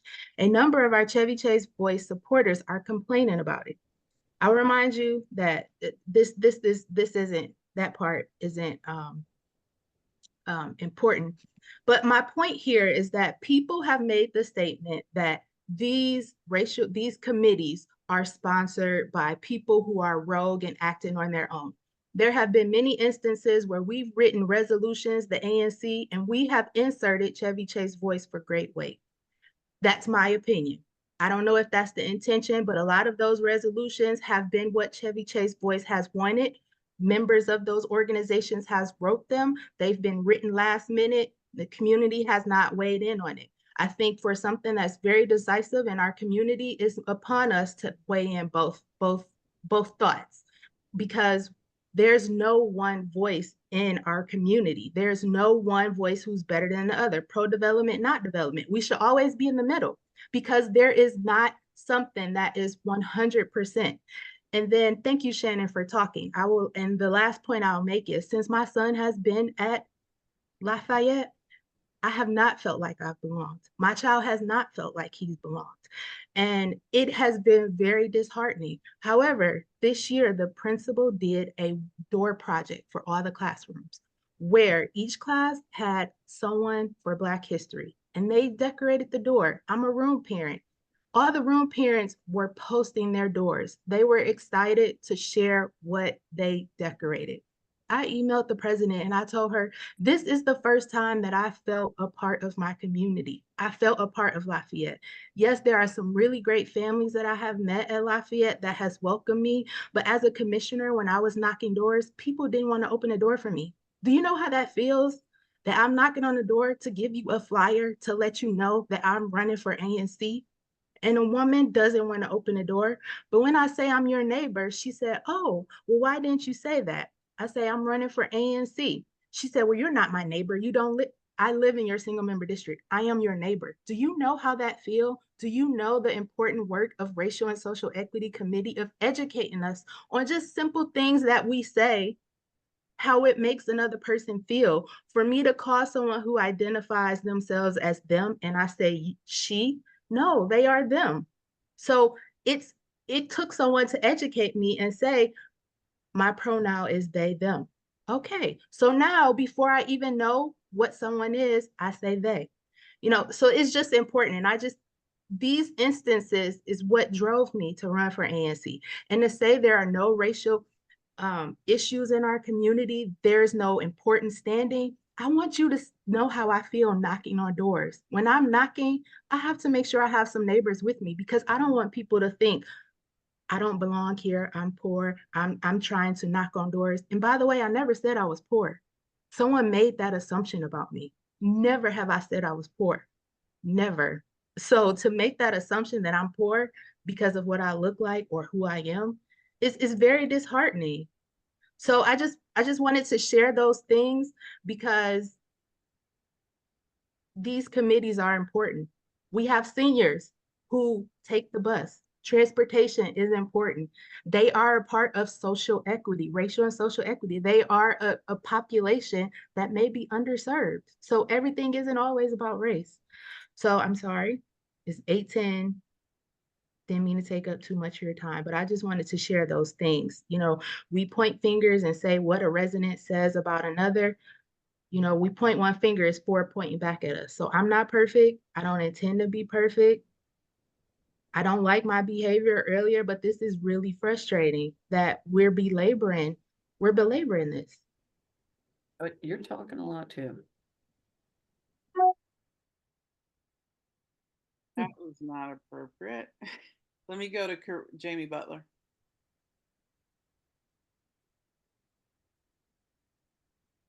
Jamie, you're on mute. Thank you. I want to say that I find it so upsetting and disheartening and embarrassing that Corinthia has had these experiences and feels this way.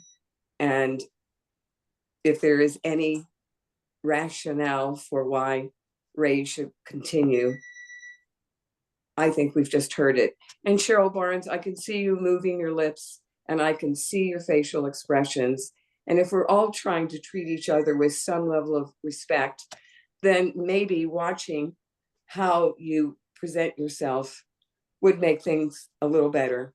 Now, I would really like to shift to the initial conversation about, do we need these committees?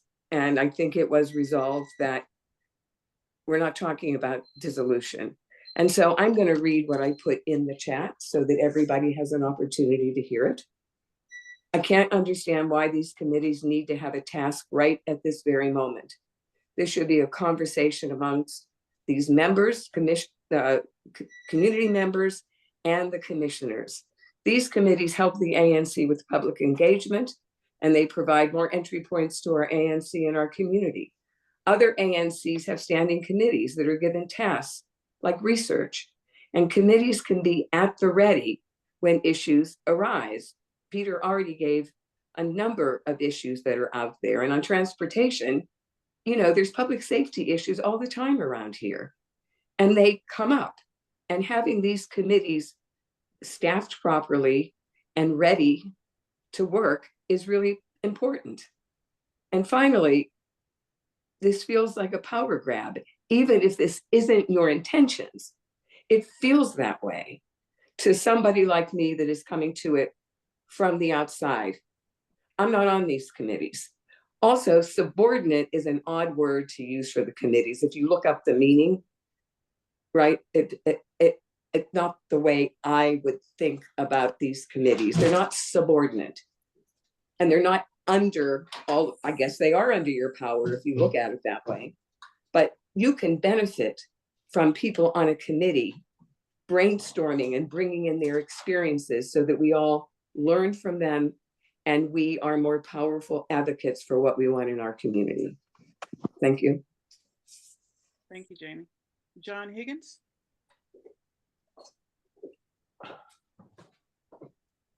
Hi, Lisa, and all the members of the other commission. I'm glad we're past the dissolution phase. At least I hope we are, because that was what I was going to address tonight. So on that issue, I would just say, don't throw out the baby with the bathwater. I was on the commission when RAISE was founded. I'm familiar with all the work that Lisa and her colleagues did at the task force level. It was absolutely stunning. It was terrific. And there's a purpose for that committee, and that purpose continues. Transportation is all about infrastructure. Infrastructure is a major issue. As Commissioner Simmons mentioned, it's a broad-based function for elderly people or seniors. Either word is acceptable to me, Commissioner. But it's not just about any single group, whether they're seniors, whether they're school children. It's an ongoing thing. Once in a while, when these committees are free from putting out fires, they may have a dormant period, and you may think, why do we have that committee?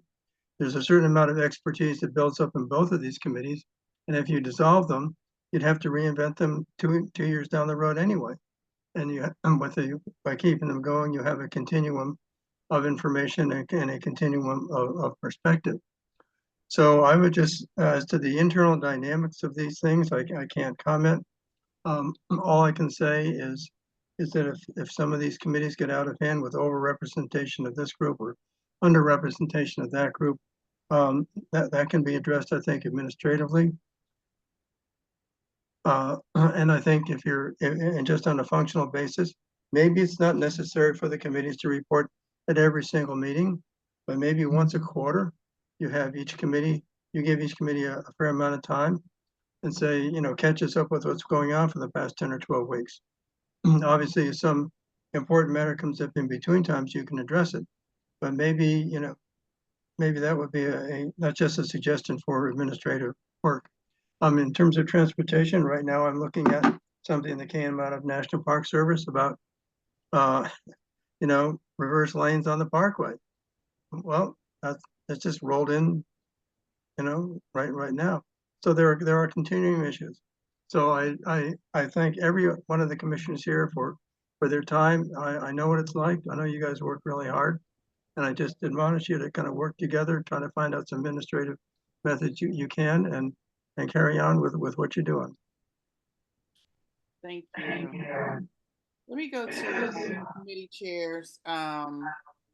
Michaela Platzer, then Cal, and then Libby Martin. Thank you, Lisa. I feel like I'm living in an alternate universe that's based on alternate facts. So I'd really like to set the record straight. I chaired the bus transit working group. That was my main function. And a lot of things that have been said this evening really don't ring true, and they're not based on reality, actually. So let me just take this on one by one if I can, if I could just have a couple of minutes of your time. First of all, I really want to echo what Corinthia said about the time that we're devoting to this and the time that was devoted at the meeting on the 31st.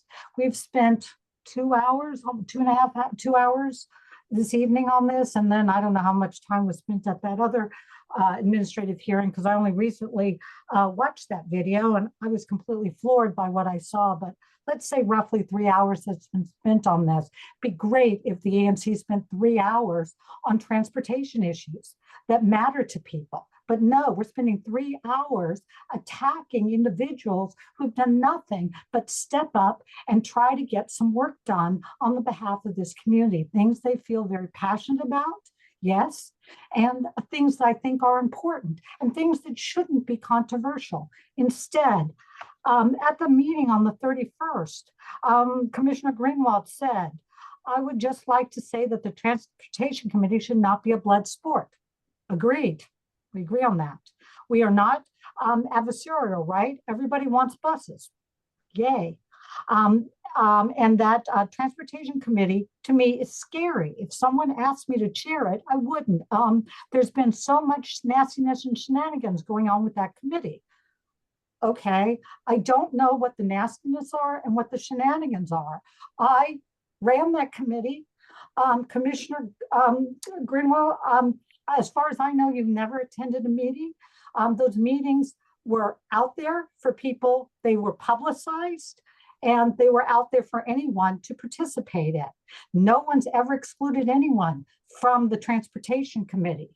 We gave notice as required by the bylaws, so anyone could attend.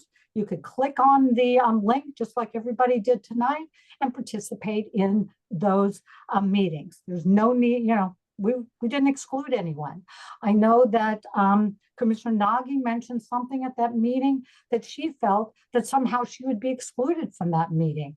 She was never excluded from any meeting. So I don't know where that is coming from. Just participate is all that we're asking for people to do. And somebody mentioned earlier the use of words. Commissioner Greenwald went on to mention the change in personnel. I'm a volunteer. I'm not personnel for this community. I am simply a resident who is taking their own valuable time. I could be spending my time on many other things that are equally important to me, but I have decided, I have opted in to be a good citizen for this community because I really believe in something as simple as public transit. And I believe in something as simple as bus transit for all. I agree with Commissioner Greenwald. It is not a blood sport. How it became one is a mystery to me. So now I want to turn actually to the charter of the Transportation Committee.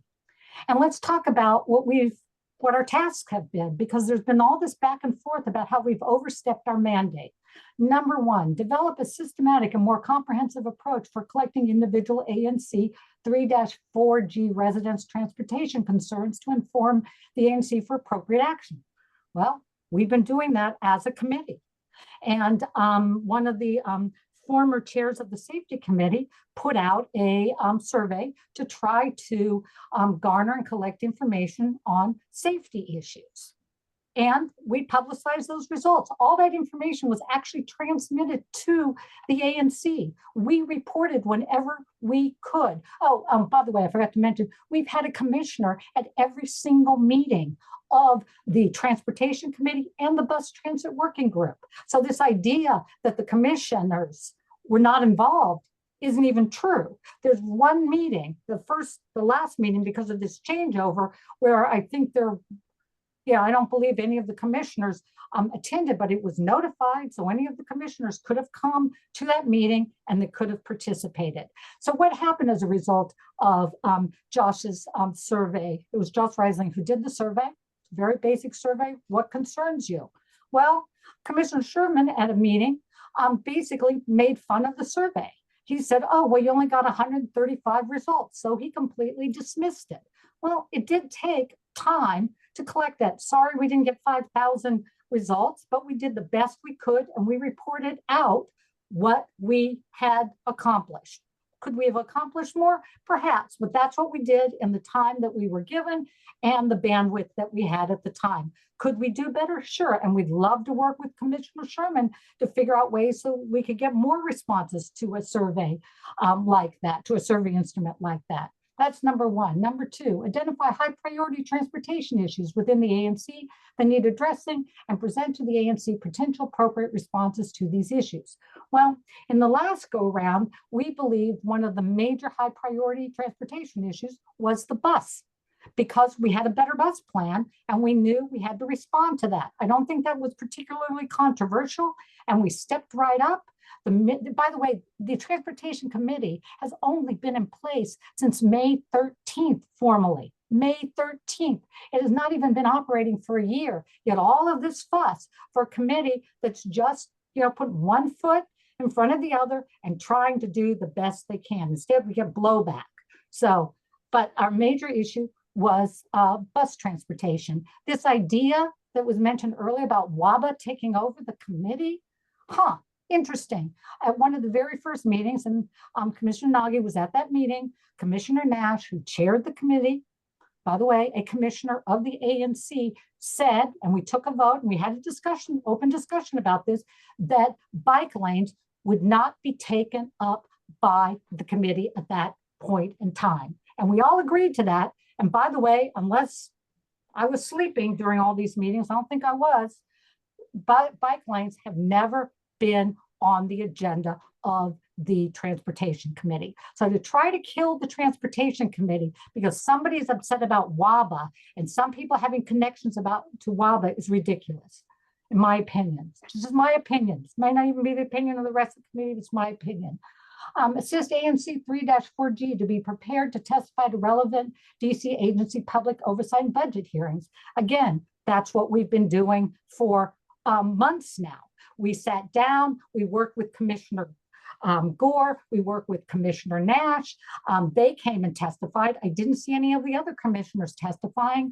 I myself came to the ANC and basically begged commissioners to step up. It would have been better had we had more commissioners testify, but we did what we could, and Lisa and Commissioner Gore was great, as was Jim, and we all took our valuable time to come and testify on behalf of the bus issue, because it was critically important. We had timelines and we all took our time to do that. Would have been fantastic if all 7 commissioners had taken the time. Understand everybody has their own issues and everybody just has their own bandwidth, but the Commissioner Gore heard us and she stepped up and she came to those meetings. And we helped, we worked together in terms of those testimonies. Assist ANC 3-4G to stay informed and engaged in all WMATA issues related to and maintaining improving Metro bus service. I think the results show that we managed to accomplish that beyond what we even had hoped. We managed to get a bus line put back in place that WMATA has been trying to kill for years. And Commissioner Gore knows all about this. And that was plain old ordinary shoe leather and working really, really hard. It was not simply passing a resolution by the ANC. We were out there. I was poked fun at on the listserv for my ice cream social that I helped organize. Didn't really like that very much. Didn't respond to that, but that's not helpful to me. The reason for that ice cream social was to bring the community together so we would have an opportunity. Well, Eileen is on there and John Wheeler. So that we would have an opportunity to explain to our community in a nonpartisan, objective way, this is what's on the table. We need you guys to weigh in. And that's what that whole effort was all about. Instead, somebody poked fun at me on the listserv. Real nice. Let's see, assist ANC 3-4G to work proactively with Ward 3 and 4 council members to improve high priority transportation issues. Again, over recent months, that's precisely what we've been doing. Our committee sat down with the council members and their staffs to make sure they heard about our issues. And our issues went beyond just the M4. Commissioner Sherman, I know you worked with the council members on the M4, but the other bus lines were missing. And so we had to make sure that we brought everybody together. That was the purpose behind the committee. I care about, frankly, the reinstatement of the E6 and getting up to Friendship Heights. But the one thing about being on this committee is I got to hear about other people's concerns in this community, about what people on the M4 experience, what people on the who ride the E4 experience. All of that matters to me, the L2 and other bus lines. I learned a lot simply by being a member of the committee. Any commissioner, and I'll make sure that everybody's informed from now on, can come to those meetings, come and listen. I think if former Commissioner Nash were on this meeting, he'd tell you the same thing. He's told me this personally. I learned so much just by sitting down and listening to you guys. And that's why he became a spokesperson for the Bus Transit Working Group. Lisa, I've bent her ear forever on bus matters. She knows. And I can say all the other former commissioners in my SMD have heard the same story from me for years and years about this. And I think there are others on this call. So we met that objective. Develop partnerships with other ANC transportation committees and neighboring ANCs around common transportation issues. We haven't gone far enough on that issue, but we have reached out to other ANCs so we can sort of come together as a group when needed. But we haven't done anything, and we haven't exceeded our mandate in that area either. Develop a mechanism for tracking ANC 3-4 transportation issues raised with DDOT and WMATA to increase the accountability of all city agencies responsible for transportation, safety, service, and infrastructure for responsiveness to the needs of ANC 3-4G residents and the commission. We have not done that systematically. And now that I look at it, we probably should. But we haven't done that. And I'm happy to develop something going, and I'm happy to work with the ANC on that in a collaborative manner, not as personnel, but as a volunteer who works collaboratively with the ANC. Makes sense to me. And in terms of reporting, there's this whole subtext going on here that we don't report to the ANC, that somehow we have gone rogue and that we're engaging in this nastiness and shenanigans. We've reported, Commissioner Nash reported at those meetings, as was mentioned earlier. Often we got thrown off. My frustration was we often got thrown off the agenda at the end. I came prepared to give reports. And then at the very end, because the community center was closing, you have 1 minute to give your report. Okay. And if people really felt that we were not delivering, well, to be made aware of that reality in some people's minds at a ANC special meeting in January that we could not even, that I wasn't made aware of.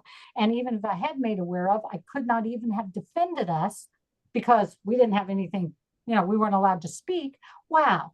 Wow, is all I can say. How about just sitting down with us? I'm happy to meet anyone up at Bread and Chocolate for a cup of tea or a cup of coffee and work these issues out. But to simply be attacked for no particular reason, especially when we have really worked hard to achieve the objectives that were outlined for us last year, I don't know, it's very disheartening and discouraging, as others have said. I'm floored by everything that I've heard this evening, by things that Corinthia has said and that others have said. And I mean, I'm so upset, I don't even know what else to say. So I'll just stop there. Thank you for listening. Let me go to Cal, who is chair on one of the subcommittees on transportation. Cal, just kind of be mindful of your time. You've got to be kidding. Okay. No, I said I Cal. want people got to speak a lot longer than I was planning to, so I will try to make it I'm as confused. concise as I can. Wait a minute, I'm confused. Carol, did you think I was talking to you? No, I'm just floored that there are no time constraints on anyone tonight. But Okay. Cal. some people are speaking much longer than others. Yep. Much longer than others. Thank you. Yeah. Well, So I want the committee chairs to, because remember at the top of the meeting, everybody said we don't know what they're doing. So I want our committee chairs to be thorough to explain what they're doing. okay, so before I go any further, there's some things I need to get straight that were said, both on the admin meeting and outside. I'll make this very brief because I want to get to the meat of the matter. And the first one is to Commissioner Nagy. When you and I talked about who might chair the committee, you said, maybe I'll run the committee, which I find an interesting choice of words, run. But I did not say that, and I did not say that you couldn't be chair. What I said was that it may not be up to you. I did not say you couldn't be chair.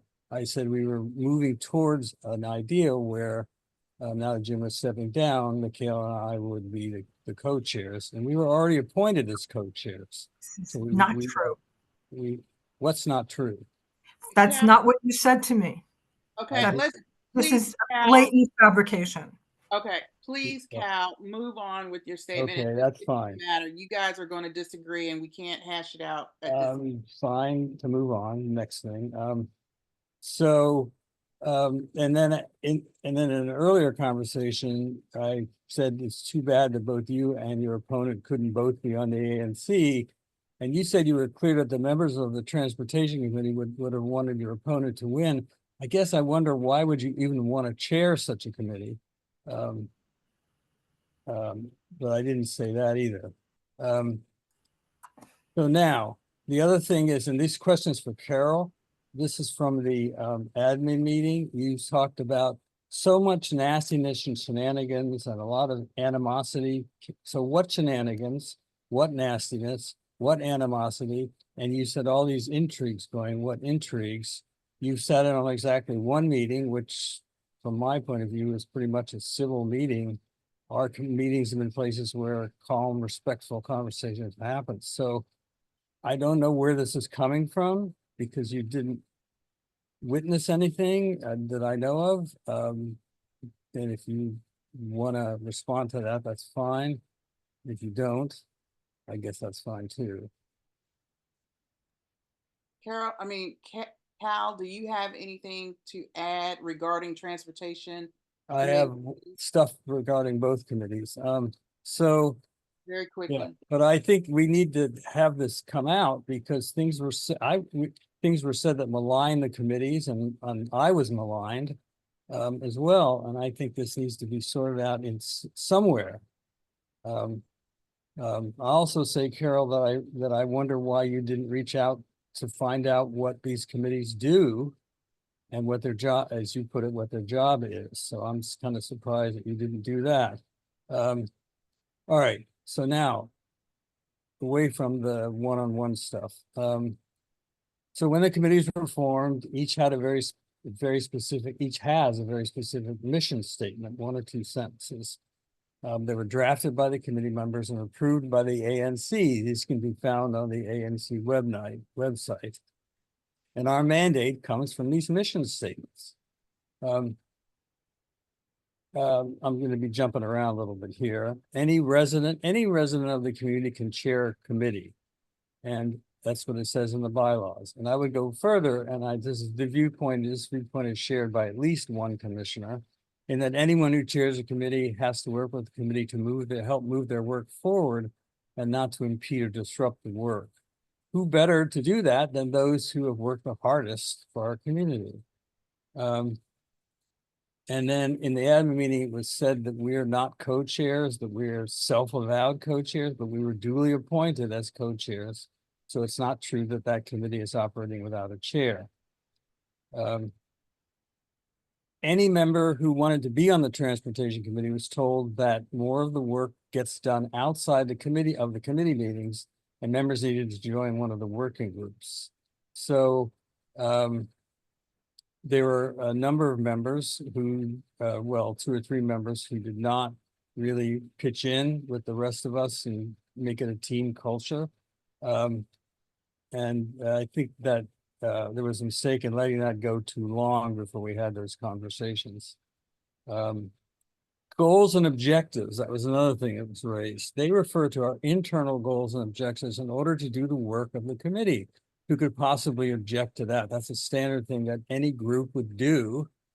And those goals and objectives are always in the purview that we were charged with when the committee was constituted. So I'm concerned about what the fear is there.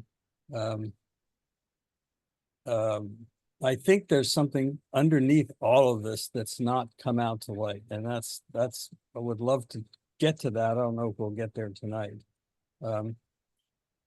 Committees and task forces shall establish the procedures in which, in its opinion, will facilitate achieving its mission. So we established the team culture from the start because we wanted to most effectively use our efforts to help transportation be better for the committee. The guidelines that we set up were not to judge someone as being appropriate or not appropriate, or whether someone was aligned or not aligned with WABA. Hell, we don't even agree with each other about bike lanes. And I can think of at least 3 different positions held by various members. And I can certainly deal with folks who have different conflicting perspectives. So the conversations we had with prospective members were solely about whether a member would understand that most of the work gets done between the committee meetings, and to ensure that members would participate in our work and pitch in and dig in the dirt with the rest of the members of the team. Standing committees are supposed to stand across ANC terms. Otherwise, we'd have the same disruption and continuity that happens in the US administration, wherein Trump makes a bunch of sweeping, drastic changes and Biden undoes them, then Trump puts them all back and adds more. This is government at its most dysfunctional, in my opinion. And if there are commissioners who want to replicate that model, that would be a shame. This is not, the people on the committee are not, it's not a political appointment based on who likes them or whether specific commissioners will represent the interests, whether the members will represent the interests of that particular commissioner or group of commissioners. We work for the whole ANC. The Transportation Committee has 2 areas of focus: bus transit and transportation safety. It seems to me those are really clearly defined. And other ANCs have a committee that span multiple commission terms. Some of them are neighboring ANCs. One reason why the task force on racism was converted into a standing committee is that systemic racism and how it manifests in our neighborhood, our city, and our society doesn't start and end with any particular task. It's ongoing through years and decades of hard work. So standing committees need to stand across the ANC terms because the work we're doing isn't done. In the case of the Transportation Committee, we still have months ahead of us to keep endeavoring to improve the plan and continue to inform the community, which is also part of our purview. And then after the plan is implemented, we have more months of work to continue to work to get the plan improved further or altered to serve the needs of the community. Much of what we accomplish will come to a grinding halt if we're replaced or too tightly overseen. So this one's already been mentioned. I'm skipping the ones that are redundant. It's already been mentioned that we were ready every month to report on the activities. I think we could give reports once a month, since that's the cycle of when the committees actually have their monthly meetings, and we could report in between those meetings, not every ANC meeting. Because as far as I know, this is the only ANC that actually meets more than once a month. Whenever we felt that a letter to an agency or head of an agency or a resolution was warranted, we made a request or recommendation of the ANC, and the letter or resolution was sent by the ANC, not by the committee. And that happened in both committees. The Transportation Committee has gotten a huge amount done in the last 8 months. The high level of integrity is as high as one could expect anywhere. We really don't need a lot of supervision, but we operate pretty cleanly. So, and any commissioner is and have always been welcome to attend any of the monthly committee meetings. The members on these committees were dedicated to the scope of what we were charged with. So those of us who did sweat in that heat, for example, on the bus thing for weeks in nearly 100-degree heat, were left wondering, why do they hate us? Because that's what it feels like. The specifics of what we did were documented, and this committee is one of the higher functioning parts of the ANC world, at least our ANC. If you don't understand what our job is and what we're charged with, then let's have a conversation. You can arrange a call and we'll get those things sorted out. But this is also documented on the website, on the ANC website. Okay, that concludes my time. Commissioners Nagy and Grunwald, did you all have you have your hand raised? I'm assuming it's to respond to Cal. Did you want to add anything before we move to race? Why not, if you don't mind, let Carol talk first. Liz, I was going to let you talk first. Okay, well, I guess I will. One of the things that we endeavored to do, to say that we would do, is not talk about specific instances tonight. We were all at the last transportation committee. Lisa, you were there. I was there. Carol was there. A number of the things that have been said just now by Cal and Michaela are not completely in keeping with what happened. And I don't particularly want to go there, but I do feel I need to say that because, and I think an example of what concerns me is one of the last things that Cal just said, which was, we do great, but we don't need to be tightly overseen.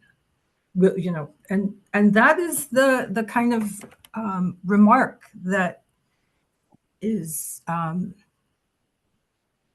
troubling to me. And I'll leave it there for now, but I will pick it up, but not tonight. All right, let me go to Renee Turner Inman has had her hand up, and then Libby Martin. Oh, Please mute yourself, folks. Carol, want to go? Carol, did you took your hand down? yeah, I just wanted to I was going to say the same thing that Liz just said. That we agreed tonight not to name names. And so I'm not at liberty to respond to Cal or Michaela with specifics at this meeting, at this public meeting. because we agreed not to get into personalities and so on. So that's what I'd like to say. But I did want to point out that there were so many problems with the Transportation Committee that Ron Khan, well, I named her name. One of your members resigned. There was a big discussion about this on the listserv. And, but I, again, not at liberty to discuss this in public this evening. I want to be kind to the individuals involved. And so that's it. That's all I had to say. Thank you. The time being. Renee. Hi. I think a lot of good things have been said tonight and have been clarified. I think it's important to meet people where they are. And I'm glad to hear that this whole discussion or this evening is not going to end with us dissolving any committees prematurely. And I think I also want to just mention the history. A lot of us have a lot of history working across the community on various issues. Peter Gossett and myself and Brian Squats, Brian, our Attorney General, we've been working with each other ever since our kids were in pre-K, organizing what kind of gift we were going to give the teacher for Christmas. Working with organizing school trips for our children. My family met Michaela on the bus. Fast forward to my children now, 18, 19, 20 years old, catching the bus out of this community, going down to intern in corporate America. I've worked on some of the committees. I briefly worked on the Transportation Committee, working on the Racial Justice Committee, working on the Windows Committee. So there's a lot of history with a lot of us working across issues. And I think this is what we want in this community. And Sunday, a group of us was at the Windows presentation. And when we left, Libby and I actually was walking home. And after we walked a few blocks, then we split because we had to go in opposite directions. And after I walked about another block, I walked past someone who was walking past me, a gentleman, and I spoke because I speak to everybody. And he didn't speak. And I was like, oh, maybe he didn't hear me. And I spoke louder, hi, hi, hi. And then I realized that he just wasn't going to speak. So I just think it's important for us to meet each other where we are, and continue to do that. As far as the committee, I think there's a lot of oversight on the committee. And I recall several times when issues came up for the various committees, how we were going to handle it, we were pulled back in. So if someone has concern about members in the community taking the issue and, going rogue with it, that's not going to happen. And that did not happen in the past. I think the commissioners at that time, which was Peter, Lisa, and several of the other committees were very tight on terms of what was being said, when meetings were being held, making sure that things were done by process. And we even created a process committee to make sure that we were following the correct process and everyone understood the correct process. So everyone just needs to just sit back and listen. Sometimes it's important for us just to listen to each other. And that's all I want to say. Thank you. Libby?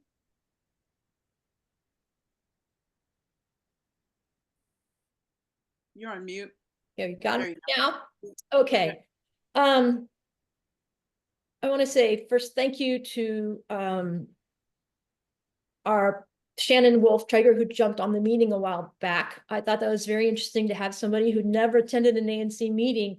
And I thought it was really helpful to have an initial perspective from someone. And I think that was probably kind of powerful for us. I also want to say thank you to Corinthia for sharing what, has been, she's been living with for quite a while in terms of the feelings of this whole experience, and with the racial and social equity component as well. It's been really hard for me, knowing some of the things that she's experienced, to carry that around, and I can only imagine what it's like when it's you, right? I think racial and social equity work is messy, and we started as a task force and just said this wrong thing, worked hard, learned from each other, had diverse views, got knocked down, picked ourselves up, talked, cried, worked so hard. And that is the way we've learned a lot. And I think that we can all in the community continue to do so, asking questions and just realizing that, we don't all have the same experiences. And we can do better for our community as a whole, when we listen to each other. We also talked tonight about the need for the racial and social equity group to talk about its operational work. So I think I'll just mention that there is a list of our accomplishments that's been developed since we first started in 2021 as the standing committee, and prior to that, the task force. And I know I would have liked it if some of the new commissioners had asked me, more, if they were concerned or curious about what our operational work is. And I'm happy to meet with them, talk to them. And I'm glad that some of us even got together recently at a social, because I think that, even though we weren't talking about ANC business, it's important that we establish some kind of contact. We're all our neighbors in this community. And some of you attended, and that was nice. And some of you I didn't hear from at all, but hopefully, we're going to do more of better communication. In the operational side and outreach, that's one of the things that we've been doing, and that we do through community engagement. And some of those things as examples would be, meet and greets that we've hosted at a restaurant, to have people come and talk to us at the Chevy Chase Day table that we host. We encourage anybody who wants to know more about race to sign our sign-up sheet, and then we follow up with them via email individually. We've promoted events like Undesign the Red Line and hosted online meetings about it for the community. We've currently got the Windows 250 exhibit going on, which is a huge project. And I don't want people to think that race doesn't have a lot going on, because this is a really substantial project that has involved extensive research in the National Archives and collaboration by some very fine historians and our community getting the word out. And I've seen the effect that this exhibit has had, and it's very interesting. For such a small, concise little event, it has banners and some QR codes. It's been very interesting to see reactions. I think that the people who come are fascinated when they learn this amazing history that's taken place in our own backyard. 7 generations that date back to, a man who was enslaved and at age 19 was able to purchase his freedom, who knew George Washington, who taught himself to become more educated than the white people around him. This was somebody that, that was at the very root of these 7 generations in our neighborhood. He went on to do amazing things. And I think it's very interesting to learn the succession, what's happened in the generations since then up until now, and how there were actual people who, because of this work, sat down with kids at Lafayette and talked to them about their experience in this family lineage, these communities. And I think there's so much potential for this type of a project. It's been overlapping with students at UDC. And, you know, if it dovetails with K-12 curriculum, I think that's an excellent example of outreach and education that RACE is working on. We've started wanting to focus on environmental work.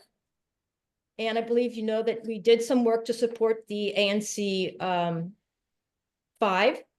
They reached out to us, and we in turn learned about the situation there of pollution and environmental injustice. And so, yeah, we made a recommendation that our ANC support more attention to that. And, you know, I'm very glad that we did that, because I do believe that RACE, their focus is, of course, our community, but you can't just focus on racial and social equity in our own little SMDs. It's a citywide, it's a nationwide, it's a worldwide issue. So yeah, we worked with them on that, and that dovetails with our interest in working on equity access around Rock Creek Park. So in 2024, at the end of the year, some of our members had reached out to experts on access issues to the park, you know, because yeah, the access is better on our side than it is on the other side of the park in terms of in many ways. So we are interested in learning more about that. There have been studies done, and there are people who, you know, we hope to meet with and talk to in the future about ways we can become more supportive of change in that regard. We've worked with the Office of Racial Equity and Dr. Amber Hewitt, and we were hoping that we would be able to bring to even possibly Chevy Chase and to our commission some racial equity training, because as Lisa talked about in the very beginning, learning how to, you know, think through a racial equity lens it's not automatic. It's something you learn. It's a process that I think we would all enjoy learning about. I know personally that I once was very fortunate to go through a racial equity training when I was, you know, in my career, and can tell you something like that. If we could roll that out to everybody in our neighborhood, it would be so fantastic. I don't know how we do that, but it's something that, you know, it would be nice to know more about how to approach. We're also doing one of our key agenda items right now that we have not gotten to yet, but it's on our agenda, is our strategic planning. And again, we are a small group of volunteers. I welcome the opportunity to learn more about the administrative expectations and the rules and the bylaws of our group. We are volunteers, so yeah, I have lots to learn in that regard. You know, I want to just say that I don't think that, I think we need a supportive tone. Telling a standing committee that we're just supposed to do is what, you know, they just tell us what to do and that we're subordinate. I think there's a lack of sensitivity that we need to maybe think more about. And we have been doing this work for a while, and so we are, of course, proud of it and want to continue and work with you. Thanks. Thank you, Libby. And let me go to Megan. Thanks. I'll be very brief because I got on late. I'm sorry, I had a previous commitment. I just want to say, I think it's kind of short-sighted to think to even talk about dissolving these committees. No one on the current ANC has the background or experience in the depth that the people on the committees do. And I think that was kind of manifest by some comments that were made on the January 31st recording, which I watched in detail. It was very dispiriting. People didn't really understand the issues the transportation faces, and talked about giving us assignments and tasks. And yet they also thought maybe they should dissolve the committee because there wasn't anything that needed doing. I mean, that in itself kind of shows an immaturity about the substantiveness of the work that we do and how many people it's important to. I just was really discouraged by watching that recording because given all the time and energy that all of us who are volunteers put into this, and everything that we've accomplished, we have gotten bus routes back in our neighborhood that were dead.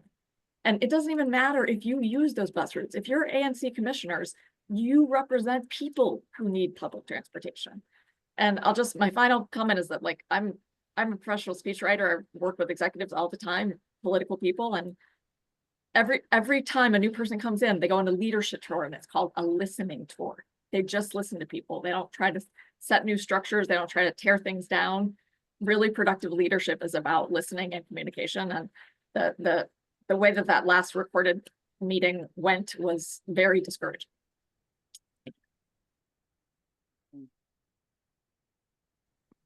Okay, commissioners, we are right at 9. I think this has been a conversation that I think all of us have learned a lot from. We're obviously have resolved at least one issue, that there's no motions on the table to disband these 2 committees, so they'll continue to operate.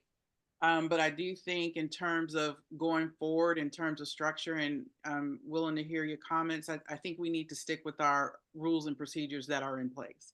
And we have bylaw rules and procedures that are in place. So we do need to have an appointment for the Transportation Committee.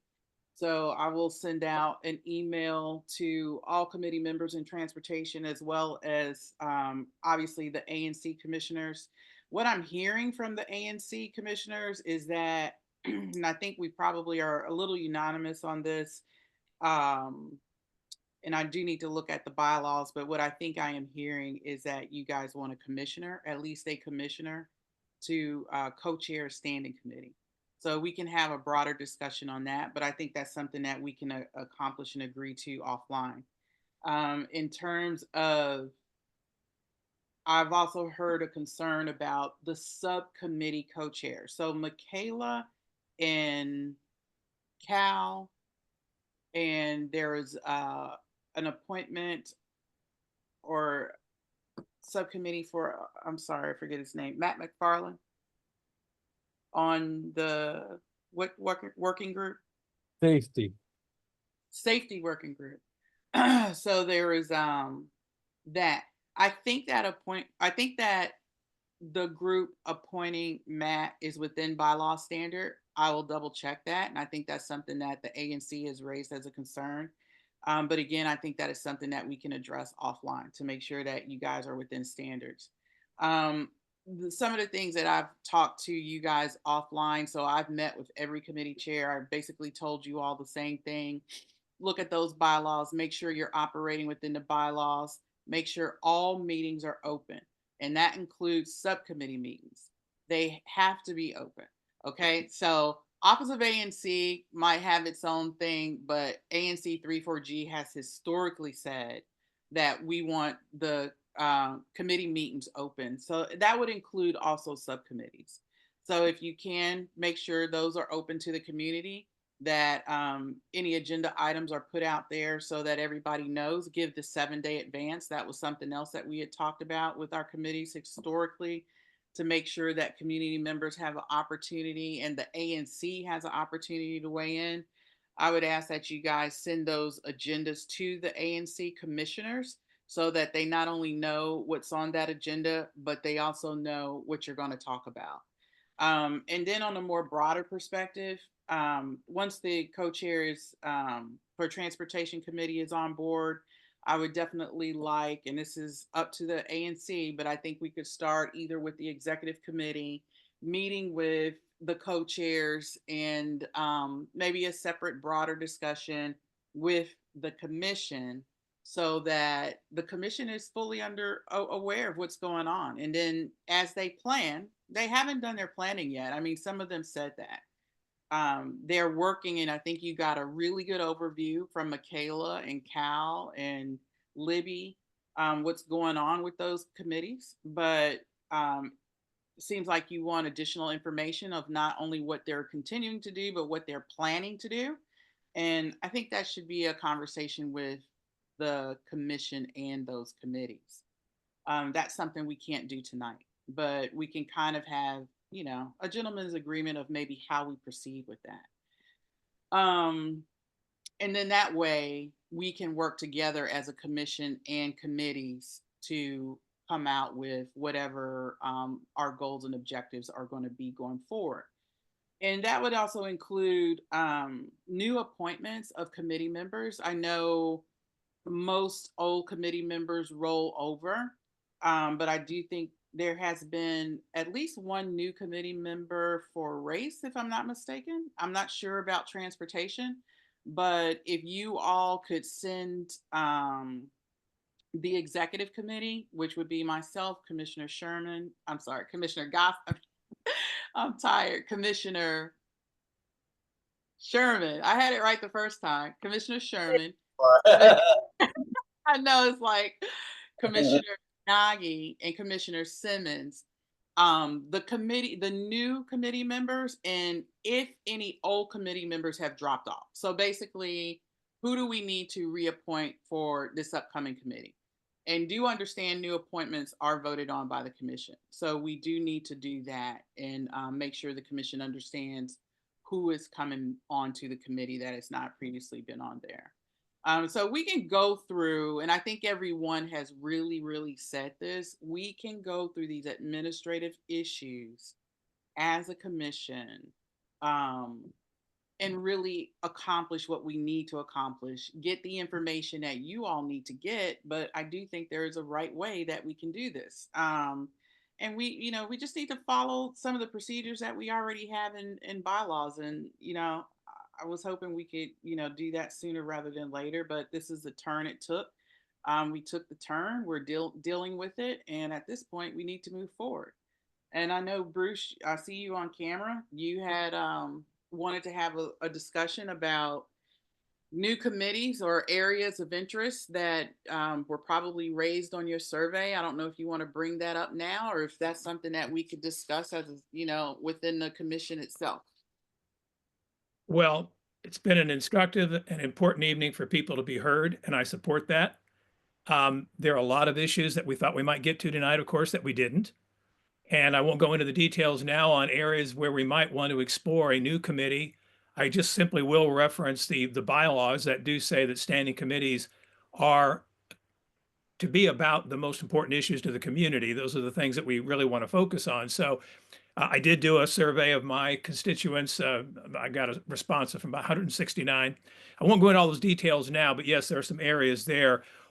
Before we close off, I want to thank everybody from my side for participating. It's been very helpful to hear everyone's views. I would like to ask if we could go into commissioners only session to close out tonight, just for a few minutes. Is it to discuss personnel or legal matter? The former. Personnel? We don't have personnel. We But talked I about understand. I don't have an objection to that. Okay. If the rest of the commission is okay with that, so hang on. Any wrap up conversation, commissioners? Any last thoughts? Okay. So again, thank you, community members, for coming out. I will turn off the tape, and when we do that, I will ask for folks that are not on the commission, if you could please hop off the line. But thank you so much. I learned a lot from you guys, learned a lot from hearing about the concerns, and we have some good news coming out, and we have a lot of work to do coming out as well. So thank you all. Thanks for coming tonight. Thank you for being patient.